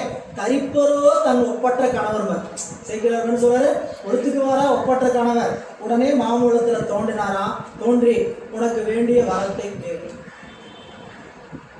சாமி ஒரு திருவிளையாடல் பண்ணார் தோன்றுவதற்கு முன்னாடி. கம்பையாட்டங்கள்ல வரலாறு தெரியும். கம்பையாட்டத்தில் தண்ணி வந்தது, சாமி மன சிவலிங்கத்தில் கரைஞ்சு போயிடுவாங்கன்ட்டு அம்மா போயிடும்னாங்க. கட்டி பிடிச்சாங்க, இதெல்லாம் நடந்தது. கட்டி பிடிச்சோடனே சாமி உடனே கழுவ குழந்தைனாதராக தோன்றி உனக்கு என்ன வர வேணுமா கேளுமான்னு கேட்டவுடனே அம்மா சொன்னாங்க, இன்னும் என் பூசை முடியவே இல்லை சாமி, நான் பூசை இன்னும் முடிக்கல அப்படின்னா. நின் பூசை என்றும் என்பால் முடிவதில்லை. இன்னைக்கு முடிஞ்சும் நாளைக்கு முடிஞ்சு நினச்சிக்காத. நீ எப்பொழுதும் எனக்கு பூசை செய்து கொண்டே இருக்கக்கூடிய தகுதி உடையவன் அப்படின்னு சொல்லிட்டு வரங்களை கேட்டாங்க. 3 வரங்களை கேட்டார்கள். சாமி அந்த 3 வரத்துக்கு அருள் செய்தார். முதல் வரம், காஞ்சிபுரத்தில் இருக்கக்கூடிய அனைவரும் செய்கின்ற தவறுகள் எதாக இருப்பினும் ஒன்றை தவிர நீங்க மன்னிச்சு விட்டுறோம். காஞ்சிபுரத்தில் இருக்கக்கூடியவங்க எந்த தவறை செஞ்சாலும் நீ என்ன பண்ணணும்? விட்டுறணும். ஒன்றை தவிர. எது? உங்களை மறக்கிறத தவிர வேற எந்த தவறை செஞ்சாலும் அந்த தவறை மன்னிக்கிறது மட்டுமல்ல, அந்த தவறே அவங்களுக்கு என்னவாகணும்னு சொல்லிட்டாரு, தவமாக ஆகணும். இல்ல, நீங்க சிவபெருமானை மறக்கிறத தவிர்த்து வேற எந்த தவறை செஞ்சாலும் அந்த தவறு என்னவாக மாறும்னு கேட்கிறாங்க, தவமாக மாற வேண்டும். அது அவர்களுக்கு அடுத்தது பூசை பண்றதுக்கு உறுதுணையா ஒரு வரம். நான் உங்களை எப்பொழுதும் பூசித்துக் கொண்டே இருக்கணும். காஞ்சிபுரத்தில் வாழக்கூடிய அனைவரும் உங்களை மறக்கக்கூடிய தவறை தவிர வேற எந்த தவறை செஞ்சாலும் அது தவமாக ஆகணும். இந்த காஞ்சிபுரத்தில் நான் என்றும் இருந்து 32 அறங்களையும் வளர்க்க வேண்டும் அப்படின்னு கேட்டாங்க. சாமி அதுக்கு அருள் செய்ய 32 அறங்களையும் வளர்க்கறதுக்கு 2 நாள் நெல் கொடுத்தாங்க. அந்த 2 நாள் நெல்லை கொண்டு வந்து விதைச்சு தான் காஞ்சி காமகோடத்தில் இன்றைக்கும் அம்மையார் அறத்தை வளர்த்து கொண்டு இருக்கிறார் என்பது வரலாறு. அப்போ இறைவன் அந்த பூசையின் பிழைப்பு என்பது இறைவனை மறக்கக்கூடாதுங்கிறது தான் இங்கே நெறி சொல்லப்படுது. சொல்றாரு பாருங்க, இறைவன் தீயினும் வெய்யன். அவனுடைய அருத்தன்மை எப்படி இருக்குன்னு கேட்டீங்கன்னா, நெருப்பை போல தண்டிக்கும் பொழுது இருக்கும், அருளும் பொழுது எப்படி இருக்கும், குளிர்ச்சியா இல்லை. அப்போ இறைவன் 5 தொழில் செய்கிறார். 5 தொழில எது நமக்கு பிடிச்சிருக்குதுன்னா எந்த தொழில் நம்ம சிறப்பாக கருதலாம்? அருள் தாங்க கருதணும். சரிங்களா? ஏன் அடித்தல் நினைச்சிடக்கூடாது, மறைத்தல் நல்லது நினைச்சிடக்கூடாது அப்படின்னு நாம சொல்றோம். ஆனா நமக்கு நூல்களில் சொல்லுகிறார், பார்த்திடின் எல்லாம் அருள். படைத்தல் அருள், காத்தல் அருள், மறைத்தல் அருள், அழித்தல் அருள், அருளல் அருள். நீங்க அருளல் மட்டும்தான் அருளல் நினைச்சுக்கிறாதப்பா, பார்த்திடின் எல்லாம் அருள். சிவஞான சித்தியர் இல்லைங்களா? இதுல நம்மளுக்கு சிவபிரகாசம் சொல்லுவார், ஒடுக்கம் இலை பொழித்தல், மற்ற தோற்றம் ரோகம் துய்ப்பித்தல், காத்தல் திரோதாய தகனெடுத்தல் எல்லாம் சொல்லுவார். பார்த்திடின் எல்லாம் அருளே. அப்போ 5 வகையான தொழிலை இறைவன் செய்யறாருன்னா 5 அருள் தொழில் தான். நீங்க படைத்தல்ங்கிறது தனியாக படைத்தல் நினைச்சுக்காத. படைத்தலின் வாயிலாக நமக்கு என்ன செய்யறாரு? அருளை செய்கிறார். அப்ப எது படைத்தல்னா என்ன அப்படின்னு நம்ம முன்னாடியே பார்த்தோம். காரணத்தை காரியப்படுத்துவதற்கு பேர் தானுங்க படைத்தல். நல்லா புரிஞ்சுக்கணும். இல்லாத பொருளை இறைவன் படைக்கல. என்னென்ன படைச்சிருக்கிறார்? சைவ சித்தாந்தத்துல எளிமையா படிக்கிறதுக்கு 3 கேள்வி ஞாபகம் வச்சுக்கணும். சைவ சித்தாந்தம் படிக்கணும்னு ஆசை இருக்கிறவங்க ஏற்கனவே படிச்சுட்டு இருக்கிறவங்களா இருந்தாலும் 3 கேள்வியை தலையாய கேள்வியை வச்சுக்கணும். எதனை படைத்தார், எதிலிருந்து படைத்தார், எதற்காக படைத்தார்? இந்த 3 கேள்விக்கு விடையை கண்டுபிடிச்சு வச்சுக்கிட்டீங்கன்னா சைவ சித்தாந்தம் ரொம்ப எளிமை. எதனை படைத்தார், எதிலிருந்து படைத்தார், எதற்காக படைத்தார்? இல்லை, இந்த கேள்விக்கு விட பெருசு. நான் கேள்வி மட்டும் உங்களை வைக்கிறேன். எதனை படைத்தார், எதிலிருந்து படைத்தார், எதற்காக படைத்தார்? எதனை படைத்தார்? உடனே உயிரை படைத்தார்னு சொல்லக்கூடாது. தனு கரணம் புவனம் போகம். இறைவன் படைத்தது எதை? தனு கரணம் புவனம் போகம். நமக்கு புரியுற மாதிரி சொல்லணும்னா உடம்பு, உலகு, கருவிகள், அனுபவ பொருள்கள். முதல்ல சொன்னது கலைச்சொல், சரிங்களா? தனு கரண புவன போகம். ரெண்டாவது சொன்னது தமிழ் படுத்தி. இறைவன் எதனை படைத்தார்? உடம்பை படைச்சாரு, உலகத்தை படைச்சாரு, கருவிகளை படைத்தார், அனுபவ பொருள்களை படைத்தார். முதல் கேள்வி கூட தெரிஞ்சிச்சா? எதனை படைத்தார்? எதிலிருந்து படைத்தார்? மாயை. ஒரே விடை. எதிலிருந்து படைத்தார்? மாயை. எதற்காக படைத்தார்? கேள்வி வருமா வராதா? சும்மா வேலை இல்லாமல் செஞ்சுட்டு இருக்கிறாரு. அப்போ வேணா வேலை இல்லாமல் காலையும் மாலையும் சுற்றிட்டு இருக்கலாம், தெற்கையும் வடைக்கும். கேட்டால் நாய்க்கு வேலைக்கு நிற்கிறதுக்கு நேரம் இல்லைன்னு சொல்கிறோம்னா இந்த பக்கம் அந்த எந்த ஆளுக்கு வேலை இல்லையா? இதெல்லாம் ஒரு சமயம் பேசுது. சிவபெருமானுக்கு வேற வேலை இல்லாமல் இந்த 5 வழியை செஞ்சுட்டு இருக்கிறாருன்ட்டு. புரியுங்களா? அதுக்கு லீலைங்கிறார். என்னங்க? சிவலீலை. அது சிவபெருமானுடைய லீலை. அவருக்கு அது விளையாட்டு. விளையாட்டுன்னா அது வேற பொருள். விளையாட்டுங்கிறது சாமி எளிமையாக செய்கிறதுனால அதுக்கு பேருந்துங்க விளையாட்டு.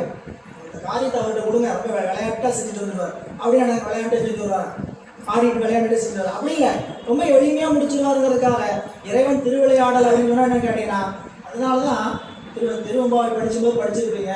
காத்தும் படைத்தும் கறந்தும் விளையாடி. காத்தும் காத்தல் தொழில், படைத்தும் படைத்த தொழில், கறந்தும் மறைத்தல் தொழில். இப்போ முத்தொழில் எப்படி செய்கிறார் சுவாமி? விளையாட்டா. விளையாட்டான என்ன? சாமி அதையெல்லாம் மனக்கட்டு செய்ய வேண்டியதில்லை. சரிங்களா? இப்போ நான் ஒரு பொருளை பாதுகாக்கணும், காத்தல் வச்சுங்க, நான் எப்படி என்ன பண்ணணும்? மனக்கெடணும். புரியல? ஒரு 10,000 ரூபா கையில் கொடுத்து வச்சுன்னு கொடுத்தாங்க. பத்திரமா வைக்கணும்னு என்ன பண்ணணும்? பத்திரமான்னு சொன்னாலே நம்மளோட பத்திரமா இருக்கிறது தெரியும். அதுக்கு முன்னாடி இருக்கிற வரைக்கும் அது பத்திரமா இருக்கும். யாராவது பத்திரமா வச்சுன்னு வீட்டில் கொடுத்துட்டாங்கன்னா போச்சு. புரியல? அப்போ இந்த காத்தல் தொழிலை செய்யணும்னா அந்த தொழிலுக்கு அந்த கொடுக்கக்கூடிய பொருளை காக்கணும்னா மனக்கடனும் நாம் என்ன பண்ணலாம்? என்ன பண்ணலாம்? இதை கொண்டு பேங்கில் வச்சிடலாம், பீரோக்களை பூட்டி, சாவி கையில் கிடைக்காதா யாருக்கு கிடைக்காதான் ஒரு பக்கம் வச்சிடலாமா, இப்படின்னு பலவாறு மனக்கட்டுட்டு இந்த வேலையெல்லாம் செய்கிற பாருங்க. இறைவன் அப்படியெல்லாம் ஒவ்வொன்றுக்கு என்ன பண்ண வேண்டியதில்லை. கருவிகளால் அவன் செய்ய வேண்டிய அவசியம் இல்லை. நாம் கருவிகளால் செய்கிறதுனால களைச்சு போயிடும். கருவிகளால் செய்கிறதுனால களைச்சிடும். இறைவன் ஒரு செயலை கருவிகளால் செய்ய வேண்டிய அவசியம் அவனிடத்துல இல்லை. சங்கற்பம் மட்டும்தான். இது இவ்வாறு ஆகுக, இது இவ்வாறு ஆகுக. அப்போ இறைவன் எதனை படைத்தார்? எதிலிருந்து படைத்தார்? எதற்காக படைத்தார்? சரி, சைவ சித்தாந்த நோக்கில் வாங்க. இந்த உலகத்தில் இருக்கக்கூடிய பொருட்களை எத்தனைக்குள்ள அடக்கிட்டாங்க? எத்தனைக்குள்ள அடக்கப்பட்டது? உலகத்தில் இருக்கக்கூடிய பொருள் எத்தனை பொருள் என்ன முடியுமா? இந்த உலகம் எவ்வளவு பெரிய உலகம்? பறந்து விரிந்த உலகம், மலர்தலை உலகு. ஸ்ரீகண்டால் சொல்ற மாதிரி சொல்லணும்னா மலர்தலை உலகு, பறந்து விரிந்து இருக்கக்கூடிய உலகு. இந்த உலகத்துல போய் எத்தனை பொருள் இருக்குன்னு எண்ணிட்டு எண்ணி வர முடியுமா? சுருக்கமா முடிச்சார். யாருங்க? தொல்காப்பியர். அடுத்தது திருமூலர். கொஞ்சம் அதை அடுத்த கட்டம் சொன்னார். தொல்காப்பியர் உயர்திணை அற்றிணை, ரெண்டே பிரிவு தான். உலகத்தில் இருக்க பொருட்கள் எதில் அடக்க? உயர்திணை அற்றிணை. உயர்திணையில பூரா அறிவுடைய பொருட்கள் அடங்கும், அற்றிணையில பூரா அறிவில்லாத பொருட்கள் அடங்கும். திருமூலர் சொன்னார், பதி பசு பாசம். நீங்க 4ஆவதோ ஒரு பொருள் இருக்குன்னு யாராவது கண்டுபிடிக்க முடியுமான்னு யோசிச்சு பாருங்க. நேரம் எவ்வளோ நேரம் வேணும் எடுத்துங்க. வீட்டில் போய் இன்னும் 2 வாரம் கழிச்சுட்டு கூட சொல்லுங்க. உலகத்துல இங்க சொன்ன யாருங்க? தொல்காப்பியர் சொன்ன 2 பொருள், உயர்திணை அற்றிணை. இல்ல திருமூலர் சொன்ன பதி பசு பாசம் என்று சொல்லக்கூடிய 3 பொருளை தவிர வேற ஒரு பொருளை நான் கண்டுபிடிச்சது சொல்றேன்னு சொல்லுங்க. சரிங்களா? இவங்கெல்லாம் ஞானிகள் ஒத்துக்கலாம். புரியல? பதி இறைவன், பசு உயிர்கள், பாசம் சடப்பொருள்கள். பதி இறைவன், பசு உயிர்கள், பாசம் சடப்பொருள்கள். இப்போ இந்த 3 பொருள் தான் இருக்கக்கூடிய பொருள்கள். நான் எதுக்கு சொல்ல போறேன்னு புரிஞ்சுக்கிட்டேன். அனுபவத்துக்குரிய பொருள் எது? கேள்வி 3 கேட்டுருக்குதா? என்னென்ன கேள்வி? எதனை படைத்தார், எதிலிருந்து படைத்தார், எதற்காக படைத்தார். முதல் 2 கேள்விக்கு விடை தெரிஞ்சிருச்சு. எதனை படைத்தார், எதிலிருந்து படைத்தார்கள், எதற்காக படைத்தார்ங்கிற கேள்விக்கு விடை தெரியணும். நாம பாட்டில் உடனே விடை சொல்லாம இருக்கக்கூடிய உலகத்தில் இருக்கக்கூடிய பொருள்கள் 3. இந்த 3ல அனுபவத்துக்குரிய பொருள் எது? பதியா, பசுவா, பாசமா? இல்ல, இதை 3 எப்படி பிரிச்சாங்க? அறிவினுடைய அடிப்படையில் பிரிக்கப்பட்டது.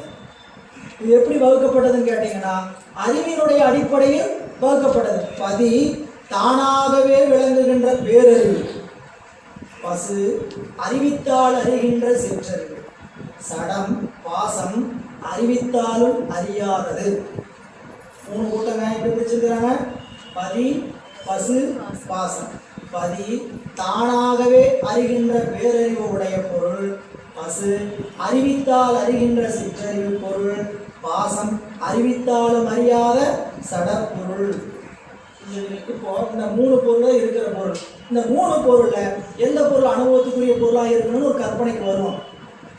முன்னாடி இருக்கிற கடவுளை நான் பார்த்ததில்லை, பின்னாடி இருக்கிற சடப்பொருளாகிய பாசம் கொண்டது நான் பார்த்ததில்லை. பாசம்னா ஆணவம் கண்மம் மாயை, இது யாராவது பார்த்துருக்குறோமா? யாரும் பார்த்ததில்லை. அதோடைய காரியத்தை தான் பார்த்துட்டு இருக்கிறோம். ஆணவத்துடைய காரியம், கண்மமலத்துடைய காரியம், மாயை என்று சொல்லக்கூடிய மாயையுடைய காரிய பொருள் தான் நம்ம கண்ணில் படுதே தவிர இந்த காரிய பொருளுக்கு மூலமான காரண பொருள் நம்மளுக்கு தெரியாது. சரிங்களா? சரி, உயிரையாவது யாராவது பார்த்துருக்கிறீங்களா? பார்த்ததில்லை. இறைவனையாவது யாராவது பார்த்துருக்கிறோமா? இந்த 3 பொருளில் நமக்கு கண்ணு அனுபவத்துக்கு நமக்கு தெரிஞ்சிருக்கக்கூடிய ஒரு பொருள் கேட்டீங்கன்னா நான், உயிர். நான் என்னதுங்க? உயிர். இந்த உயிர் அனுபவத்துக்குரியதா இல்லையா அப்படின்னு தெரிஞ்சுக்கிட்டு வச்சுக்கணும்னா, பதி, பசு, பாசம் என்று சொல்லக்கூடிய 3ல் இப்போ பாசம் அடுத்து நம்மளுக்கு அடுத்ததாக இருக்கிறது உலகம், பாசக்கோட்டம், மாயையிலிருந்து வந்தது. இந்த மாயை என்பது அறிவுடையதா, அனுபவத்துக்குரியதா? இப்போ நீங்கள் ஒவ்வொரு பொருளும் அனுபவத்துக்குரியதுன்னு கேட்டால், தண்ணீர்னு ஒரு பொருள் இருக்குது. இந்த தண்ணீர் யாருக்கு அனுபவம்? தண்ணீர் யாருக்கு அனுபவம்? நமக்கு தான் அனுபவம். தண்ணீருக்கு எதாவது அனுபவம் இருக்கா? தண்ணிக்கு நான் தண்ணி, நான் குளிர்ச்சியாக இருக்கிறேன், நான் அடுத்த தாகத்தை தீர்க்கிறேன் அப்படின்னு ஏதாவது தெரியுமா? அதுக்கு அனுபவம் உண்டா? அது ஜடம் இல்லை, அதுக்கு அனுபவமே என்னைக்கும் வராது. இல்லை, நீ ஆண்டாண்டு இல்லை, இன்னும் 100 ஆண்டு கழிச்சு இந்த மைக்கு நம்ம பாடம் கேட்டு இருந்தாலும் இந்த மைக்கு என்ன அது அறிவு தராது. மைக்கு இது முத்தி அடைய போது என்ன இது இப்படியே தான் இருக்கு. ஒன்றா அழிஞ்சு போவோம், காரியம் காரணத்தை போய் ஒடுங்குவோம். இதுக்கு என்றைக்குமே மோட்சம் என்பதில் கிடையாது. இல்லை, அப்போ 2ஆவதாக இருக்கக்கூடிய பாசம் என்று சொல்லக்கூடிய பொருள் என்ன ஆகுங்க? அனுபவ பொருள் இல்லை. 3ல் 1 ஒமிட்டு. 3 பேர்த்தில் ஒன்று என்ன ஆயிடுச்சுங்க? ரிஜெக்டட். இல்லை, அவங்க ஒதுக்கப்படுறாங்க. ஏன்னு கேட்டீங்கன்னா அவங்களுக்கு அந்த அனுபவம் இல்லை. இருக்கிறது 2 பேர். அடுத்து 2ஆவது யாருங்க? பதி, பசு. உயிர்களாகிய நாம், இறைவனாகிய பதி. இந்த இறைவனாகிய பதி அந்த அனுபவத்துக்குரிய பொருளா இல்லையா அப்படின்னு அறிந்து கொள்ளணும்னா நாம் யார்? அனுபவத்துக்குரியவர்களா இல்லையானா? அந்த அனுபவத்தை முழுமையாக அனுபவிப்பவர்கள் நாம் தான். ஏன்னா ஒரு பொருளை அனுபவித்து தான் இறைவன் அறிய வேண்டுங்கிற அவசியம் இல்லை. அது எப்படி நம்புறது? இறைவன் ஒரு பொருளை அனுபவிச்சு தான் அறிய வேண்டுங்கிற அவசியம் இல்லைங்கிறது எப்படி நம்ம கேட்டால், நான் எப்படி அனுபவிக்கிறேன்னு கேட்டால், ஒரு பொருளை அனுபவிச்சு தான் அறியணும். நான் ஒரு பொருளை அனுபவிச்சு தான் அறியறேன்னா கண்டிப்பாக அனுபவிக்காமல் அறியக்கூடிய ஒரு பொருள் இருக்குமா இருக்காதா? 3 பேர் இருக்கிறாங்க. சரிங்களா? 3 பேர்த்தில் 2 பேரை செக் பண்ணியாச்சு. இங்கே இருக்கிற பொருள் அவங்க எடுக்கலை. ஒரு பொருள் காணும். இல்லைங்களா? முதல் ஒரு ஆளை பரிசோதித்தோம், அவருக்கு இல்லை. இன்னொரு ஆளை பரிசோதித்தோம், இல்லை. என்ன பண்ணுறது? 3ஆவது ஆள் தான் பாரிசேட அளவையால் புரியுங்களா துணியப்படுகிறார். இவரே கல்வன். 3 பேர் பதி, பசு, பாசம். பாசக்கூட்டத்துக்கு அனுபவத்திற்கான தகுதி இல்லை. பசு கூட்டங்கள் இருக்கிறது, பதி இருக்கிறது. இந்த பதி மட்டும்தான் அனுபவத்துக்கான பொருள். எப்படி புரியுதுன்னு கேட்டால், நாம் ஒரு பொருளை அனுபவித்துத்தான் அறிய வேண்டியதாக இருக்குது. யாராவது பொருளை அனுபவிக்காமல் அறிய முடியுதா? முடியுதா? சாப்பாடு கொண்டு வச்சுக்கிறாங்க. என்ன சாப்பாடு தெரியுமா? சாப்பாடு, சாம்பார், இவங்க என்ன செஞ்சுருக்கிறாங்க. அதனால தட்டத்தில் ஊற்றினா கூட தெரியாது. முருங்கைக்காய் சாம்பார், கத்திரிக்காய் சாம்பார் தெரியுமே தவிர வாயில் வச்சா தான் அனுபவம். இல்லை, அப்போ அனுபவித்து தான் நான் ஒரு பொருளை அறிய வேண்டியது. நான் நான் அனுபவிச்சு தான் அறியணும். நான் கண்டிப்பாக அனுபவிச்சு தான் அறியாத ஒரு பொருள் நிச்சயமா இருக்கும். 3 பொருள்ல ஒரு பொருள் அனுபவத்துக்கே உரியதல்ல. அந்த பொருள் சடம். அனுபவித்துத்தான் அறிய வேண்டிய அவசியம் இல்லாத ஒரு பொருள், அனுபவித்துத்தான் அறிய வேண்டிய ஒரு பொருள், அந்த பொருள் பசு. அப்போ இறைவன் ஒரு அருளை செய்யறானா, படைத்தல் காத்தல் அழித்தல் மறைத்தல் அருளை செய்யறானா, இந்த தொழில் அவன் எதமே செய்கிறான் அதை முதல் விளங்கிக்கணும். படைத்தலை செய்யறாரு, காத்தலை செய்யறா, அழித்தலை செய்யறானா, திரும்ப திரும்ப நம்ம உயிரை படைச்சாரு, உயிரை காப்பாற்றுறாரு, உயிருக்கு உயிரை அழிக்கிறாருன்னு நினைச்சுக்கூடாது. இறைவன் ஒருபோதும் உயிரை படைக்கவில்லை, இறைவன் ஒருபோதும் உயிரை காக்கவில்லை, இறைவன் ஒருபோதும் உயிரை அழிப்பது இல்லை. இறைவன் அந்தந்த உயிர்களுக்கு தேவையான தனுக்கரண புவன போகங்களை படைத்து கொடுக்கிறான். காரண பொருளாகிய மாயையிலிருந்து யாருக்காக? உயிர்களுக்காக. ஏன்? அனுபவ பொருள் உயிர்களே. சித்து தானாக அறிய அனுபவிக்க வேண்டிய அவசியம் இல்லை. அசித்து ஒருபோதும் அனுபவிக்காது. இடையில் இருக்கக்கூடிய சித்துத்தான் அனுபவத்திற்குரிய பொருள். எனவே இங்கே நீங்கள் அந்த படைத்தல் காத்தல் அடித்தல் விளக்கம். ஒரு 5 தொழில் செய்கிறாரு, 3 தொழில் எதை மேலே செய்கிறார்? 3 தொழில் எது மேலே செய்கிறாருமா? 5 தொழில். 5 தொழிலில் 3 தொழில் எதை மேலே செய்கிறார்? ஜடப்பொருளாகிய உலகத்தின் மேல் செய்கிறார். புரியலா? மறைத்தலையும் அருளையும் உயிரோடைய அறிவில் செய்கிறார். இறைவன் சடப்பொருளை போய் மறைக்கலை, சடப்பொருளை போய் அருளலை. அதுக்கு மறைக்க வேண்டிய அவசியம் இல்லை, அருள வேண்டிய அவசியம் இல்லை. அப்போ எதுக்கு மறைத்தலையும் அருளை செய்கிறான்னு கேட்டால், உயிருக்குள் இறைவன் மறைத்தல் தொழில். என்ன மறைத்தல் தொழிலை செய்கிறான்னு கேட்டால், இறைவன் அவரை அனுபவிக்கிறதுக்கு இந்த உயிர் தயாராகிற வரையும் தன்னை மறைத்து உலகை காட்டார். சரி, இறைவன் செய்கிற உயிருக்கு மறைத்தலையும் அருளையும் செய்யறது என்ன செய்யறான்னு தெரிஞ்சுக்க. இறைவனை உயிர்கள் அனுபவத்துக்கு தயாராகிற வரைக்கும் இறைவன் தன்னை மறைத்து உயிரை உலகை காட்டுகின்ற அருளை செய்கிறான். எப்போ இந்த உயிர் இறைவனை அறிவதற்குரிய பக்குவத்துக்கு வருதோ அப்போ அந்த உலகத்தை மறைத்து தன்னை காட்டுகின்ற அருளை செய்யறான். அப்படி வந்து உள்டா. முதல்ல என்ன செய்யறாரு? உயிர்களுக்கு மறைத்தலை அருளை முதல் செய்கிறார். இந்த உயிர்கள் இறைவனை அனுபவிப்பதற்கு தயாராகிற வரைக்கும் தன்னை மறைத்து உலகத்தை காட்டுகின்ற அருளை செய்கிறார். எப்ப தன்னை அனுபவிப்பதற்கு இந்த உயிர்கள் தயாராகுதோ அப்போ உலகத்தை மறைத்து தன்னை காட்டுகின்ற அருளை செய்கிறார். இவ்வளவுதான் 5 தொழில். படைத்தல், காரணப்பொருளை காரியப்படுத்துவதற்கு, சடப்பொருளாகிய காரணப்பொருளை காரியப்படுத்துவதற்கு பெயர் படைத்தல். காத்தல், காரணப்பொருளிலிருந்து காரியப்படுத்தப்பட்ட பொருளை அந்தந்த உயிரினுடைய வினைப்பட்டுவ காலம் வரைக்கும் அழியாமல் பாதுகாப்பது காத்தல். அழித்தல் என்பது காரிய பொருளை வினைக்கழிவு முடிந்த பிறகு காரணத்தில் ஒடுக்குவதற்கு பெயர் அழித்தல். இவ்வளவுதான் 3 தொழில். அந்த மறைத்தல் அருளல் என்பது உயிரினுடைய அறிவில் நடக்கிறது. பாடலை பாருங்க. இறைவன் உயிரும் மெய்யன், உணலினும் தன்னியன், ஆயினும் ஈசன் அருளறிவார் இல்லை, அத்தகைய அவனது ஆற்றலின் தன்மையை அறியும் உலகர் இல்லை. என்ன சொல்லுவோம்? சிவபெருமானுடைய அருளை கேட்டோம்னா யாராவது சிவபெருமானை பற்றி கேட்டால் என்ன சொல்லுவோம்? அந்த சாமியை மட்டும் கும்பிடாது, அவர் அழிச்சிருவார். சிவபெருமானை மட்டும் என்ன பண்ணாங்க? கும்பிடாது, அவர் அழிக்கும் கடவுள் அப்படின்ட்டு அறியாமையின் காரணமாக சொல்லிக்கொண்டே இருப்போம். இல்லை, இறைவனுக்கு அருளுவதை தவிர வேறு தெரியவே தெரியாது. கொஞ்சம் நம்ம புரிஞ்சுக்கிற மாதிரி வச்சுக்க. அவர் அழிக்கிற கடவுளாக இருந்தால் அந்த அழித்த தொழில் தாண்டி வச்சிருப்பாரு. தொழிலை யாருக்கு கொடுத்தாரு? படைக்கிற தொழிலை பிரம்மாண்டி இருப்பாரு, காத்தல் தொழிலை நீ பாருப்பா, அருள் அழித்த தொழிலை முதலே நீ பாருப்பா, மறைத்தல் தொழிலை சதாசிவரை நீ பாருப்பா. அருளல் தொழிலை மட்டும் தமிழகத்தில் வச்சிருக்கிறார். சிவபெருமானுடைய கருணை என்னன்னு கேட்டீங்கன்னா, அருளைங்க இந்த கட்சிகள்லாம் ஆட்சிக்கு வந்து வச்சுருங்க, எல்லா துறையும் எல்லாத்தையும் விட்டுருவாங்க. பொதுப்பணித்துறை ஒருத்தர், நீர்வளத்துறை ஒருத்தருக்கு, மீன்வளத்துறை, சட்டம் ஒழுங்கு அதை கூட யார் வச்சுக்குவாரு? முதலமைச்சர் வச்சுக்குவாரு. அப்போ அதுபோல இறைவன் எல்லா தொழிலையும் எல்லார் வாயிலாகவும் தொழில்படுத்துறாராம். அருளல் தொழிலை மட்டும் என்ன பண்றது இல்லை, யாருக்கும் கொடுக்கிறது. அதில் வச்சு அவர் என்ன பண்ணுறதுங்க, அருட்தன்மையுடைய. அதனால தான் ஈசன் அருளறிவார் இல்லை. ஈசனுடைய அருளை நம்ம என்ன நினச்சிக்கிறோம், நமக்கு துன்பம் வருது, இறைவனை கும்பிட ஆரம்பிச்சு, நான் சிவபெருமானை கும்பிட ஆரம்பிச்சது தான் எனக்கு துன்பம் வருது. அவருக்கு துன்பப்படுத்துறதுக்கு தண்டனை கொடுக்கறதுக்கு தெரியாதுங்க. ஏன்னா தெரியாத செயலை அவன் செய்யறான்னு எப்படி ஒத்துக்கிறது? சர்க்கரைக்கு கசக்க தெரியுமா? சர்க்கரை கசக்க தெரியுமா? அதுபோல சிவபெருமானுக்கு தண்டிக்க தெரியாது. அப்புறம் நான் துன்பத்தை அனுபவிக்கிறேன். ஐயா, நீ செஞ்ச வினைக்கான பலனை உனக்கு கொடுத்தாகணும், இல்லைன்னா உனக்கு நிரந்தரமான இன்பம் கிடைக்காது. வியாதி இருக்கு, வியாதி நீங்கினா தான் பால் இனிக்கும். வாய் கசக்குது, சரிங்களா? என்ன ஆயிடுச்சு? வாய்க்கு என்ன ஆயிடுச்சு? நோய் வந்திருக்கு. இனிப்பு பொருளே இப்போ என்னவா இருக்குது? கசக்குது. பால் கசக்குது. ஏன் பால் கசக்குது ஐயான்னு கேட்டா, துன்பம் வாயில என்ன இருக்குது?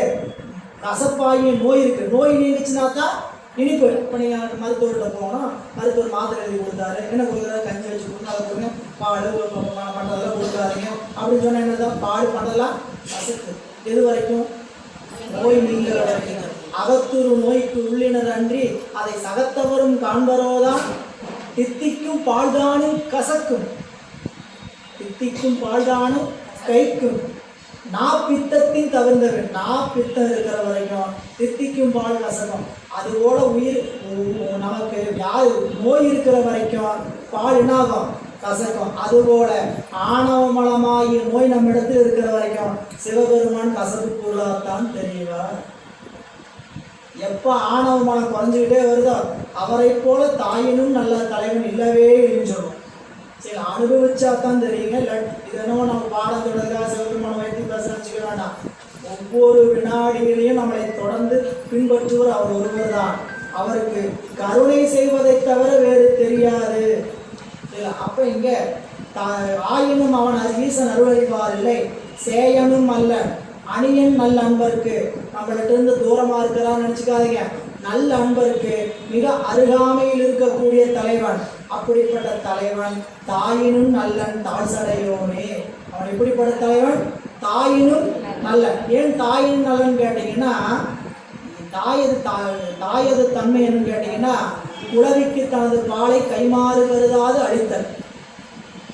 குழந்தைக்கு தன்னுடைய தாய்ப்பாலை எந்தவித பிரதிபலும் பலனும் பார்க்காம கொடுக்கிறது இல்லை. அப்படி கொடுக்க நினைச்சாலும் உலகத்து தாய்க்கு என்ன தடை நிகழும்? உலகத்து தாய்க்கு என்ன நிகழும்? 2 தடை நிகழும். ஒன்று, விரும்பிய அளவு கொடுக்க முடியாது. குழந்தை குடிக்கணுங்க. அப்படி விரும்பிய அளவு கொடுக்க முடியாது. தான் விரும்புகிற நேரத்தில் கொடுக்க முடியாது. குழந்தை அழுத உடனே கொடுத்துட முடியுமா? எல்லா நேரத்தையும் அப்படி கொடுக்குறதாய் எங்க? அதனால தான் உத்தமத்தாய், மத்திமத்தாய், அகமத்தாய். குழந்தை அழுகாததுக்கு முன்பே, அழுகை வருவதற்கு முன்பே பசிக்கு நினைச்சு கொடுத்தா அந்த தாய் உத்தமத்தாய். அழுத பிறகு கொடுக்கின்ற தாய் மத்திமத்தாய். அழுதாலும் கொடுக்காத தாய் இருக்கிறாங்க, அது அதமத்தாய். உலகத்தில் பார்க்கலாம். அது பாட்டில் அழுதுட்டு இருந்தாலும் பால் வைக்கிற வரைக்கும் பொறு அப்படின்ட்டு என்ன பண்ணுறான்? இருக்கக்கூடியவங்க இருக்கிறாங்க. அதனால தான் அப்படி உதவி சொல்லிக்கிறாங்க. எனவே இங்கே குழந்தைக்கு தன்னுடைய பாலை கைமாறு கருதாது கொடுப்பது தான் தாயோடைய தன்மை. அதுபோல இறைவனா தனது பேரின்பத்தை கைமாறு கருதாது கொடுப்பதுதான் இறைவனுடைய கடவுட்தன்மை. தாயோட தன்மை குழந்தைக்கு கைமாறு கருதாமல் கொடுப்பது. கடவுளின் தன்மை உயிர்களுக்கு பேரின்பத்தை தவறாது கொடுப்பது. ஆனாலும் இந்த உலகத்தில் இருக்கக்கூடிய தாய் எப்படின்னு கேட்டீங்கன்னா, குழந்தை பசித்த காலத்தில் பால் கொடுக்க முடியாமையும், அதே முடிஞ்சாலும் நிரம்ப கொடுக்க முடியாது. பசித்த காலத்தில் கொடுக்க முடியாது, நிரம்ப கொடுக்க முடியாது. அப்படிப்பட்ட குற்றமுடையவன் அல்ல இறைவன். ஏன் அப்படி மணிவாசர் சொன்னார்? பால் நினைந்து ஊட்டும் தாயினும் சால பறிந்து. பால் நினைந்து ஊட்டினும் தாயினும் நல்ல தலைவன். திரு கேதாரபதியத்தில் சொல்ற தாயினும் நல்ல தலைவன்னா, பசிச்சாதான் இந்த பிறப்ப தாய் பால் கொடுப்பாள். அப்படி உத்தம தாயா இருந்தா பண்ணுங்க, பசிக்கிறதுக்கு முன்னாடி கொடுப்பா. ஆனா இந்த குழந்தைக்கு பசிக்கிறதுக்கான பால் இங்கிருந்து வரணுங்கிறது முதற்கொண்டு யார் முடிவு பண்றாங்க? சிவம் முடிவு பண்ணுங்க. தாயினுடைய மார்புல பால் வரணும்னு முடிவு பண்ணது யாரு? சிவம். அந்த குழந்தை தன்மை பெற்ற போது இந்த உடம்புல அந்த நினைப்பு வரணுங்கிற மாதிரி அவ்வளவு நேரம் உதிரமாக இருந்த அந்த குருதி ரத்தம் என்னவா மாறுது? பாலா மாறுது. இந்த கருணை செய்தவர் யார்? அதே அதே நிலைதான் பெண்ணுக்கு முன்னாடி இருந்தது. புரியுதா? அந்த குழந்தை பிறந்த சில நாட்கள் அது மாறுது. என்ன ஆச்சு? அந்த கருணை எங்க கொண்டு வச்சாருங்க? உள்ளத்துல வச்சார். கருணையை உள்ளத்துல வச்சு ரத்தத்தை பாலாக மாற்றிய கருணை உடையவர். அதனாலதான் இந்த தாயின்னு மேலா, ஏன் உலகத்திலே இருக்கக்கூடிய தாய் தான் உயர்ந்த உறவு. அந்த உயர்ந்த உறவை விட மேலான ஒரு உறவு இருக்குமா? அதனால அந்த பாடல தாயினும் நல்ல தாழ் சடையானே அப்படின்னு காட்டாரு. பொன்னால் புரிந்திட்ட பொச்சடை, அந்த பாடல் தானே, வரிசை மட்டும் பார்த்து சொல்லியிருக்கேன். பொன்னால் புரிந்திட்ட பொச்சடை என்ன பின்னால் பிறங்க இருந்தவன் பேர் நந்தி, என்னால் தொழப்படும் எம்மிரை மற்றவன் தன்னால் தொழப்படுவார் இல்லைதானே.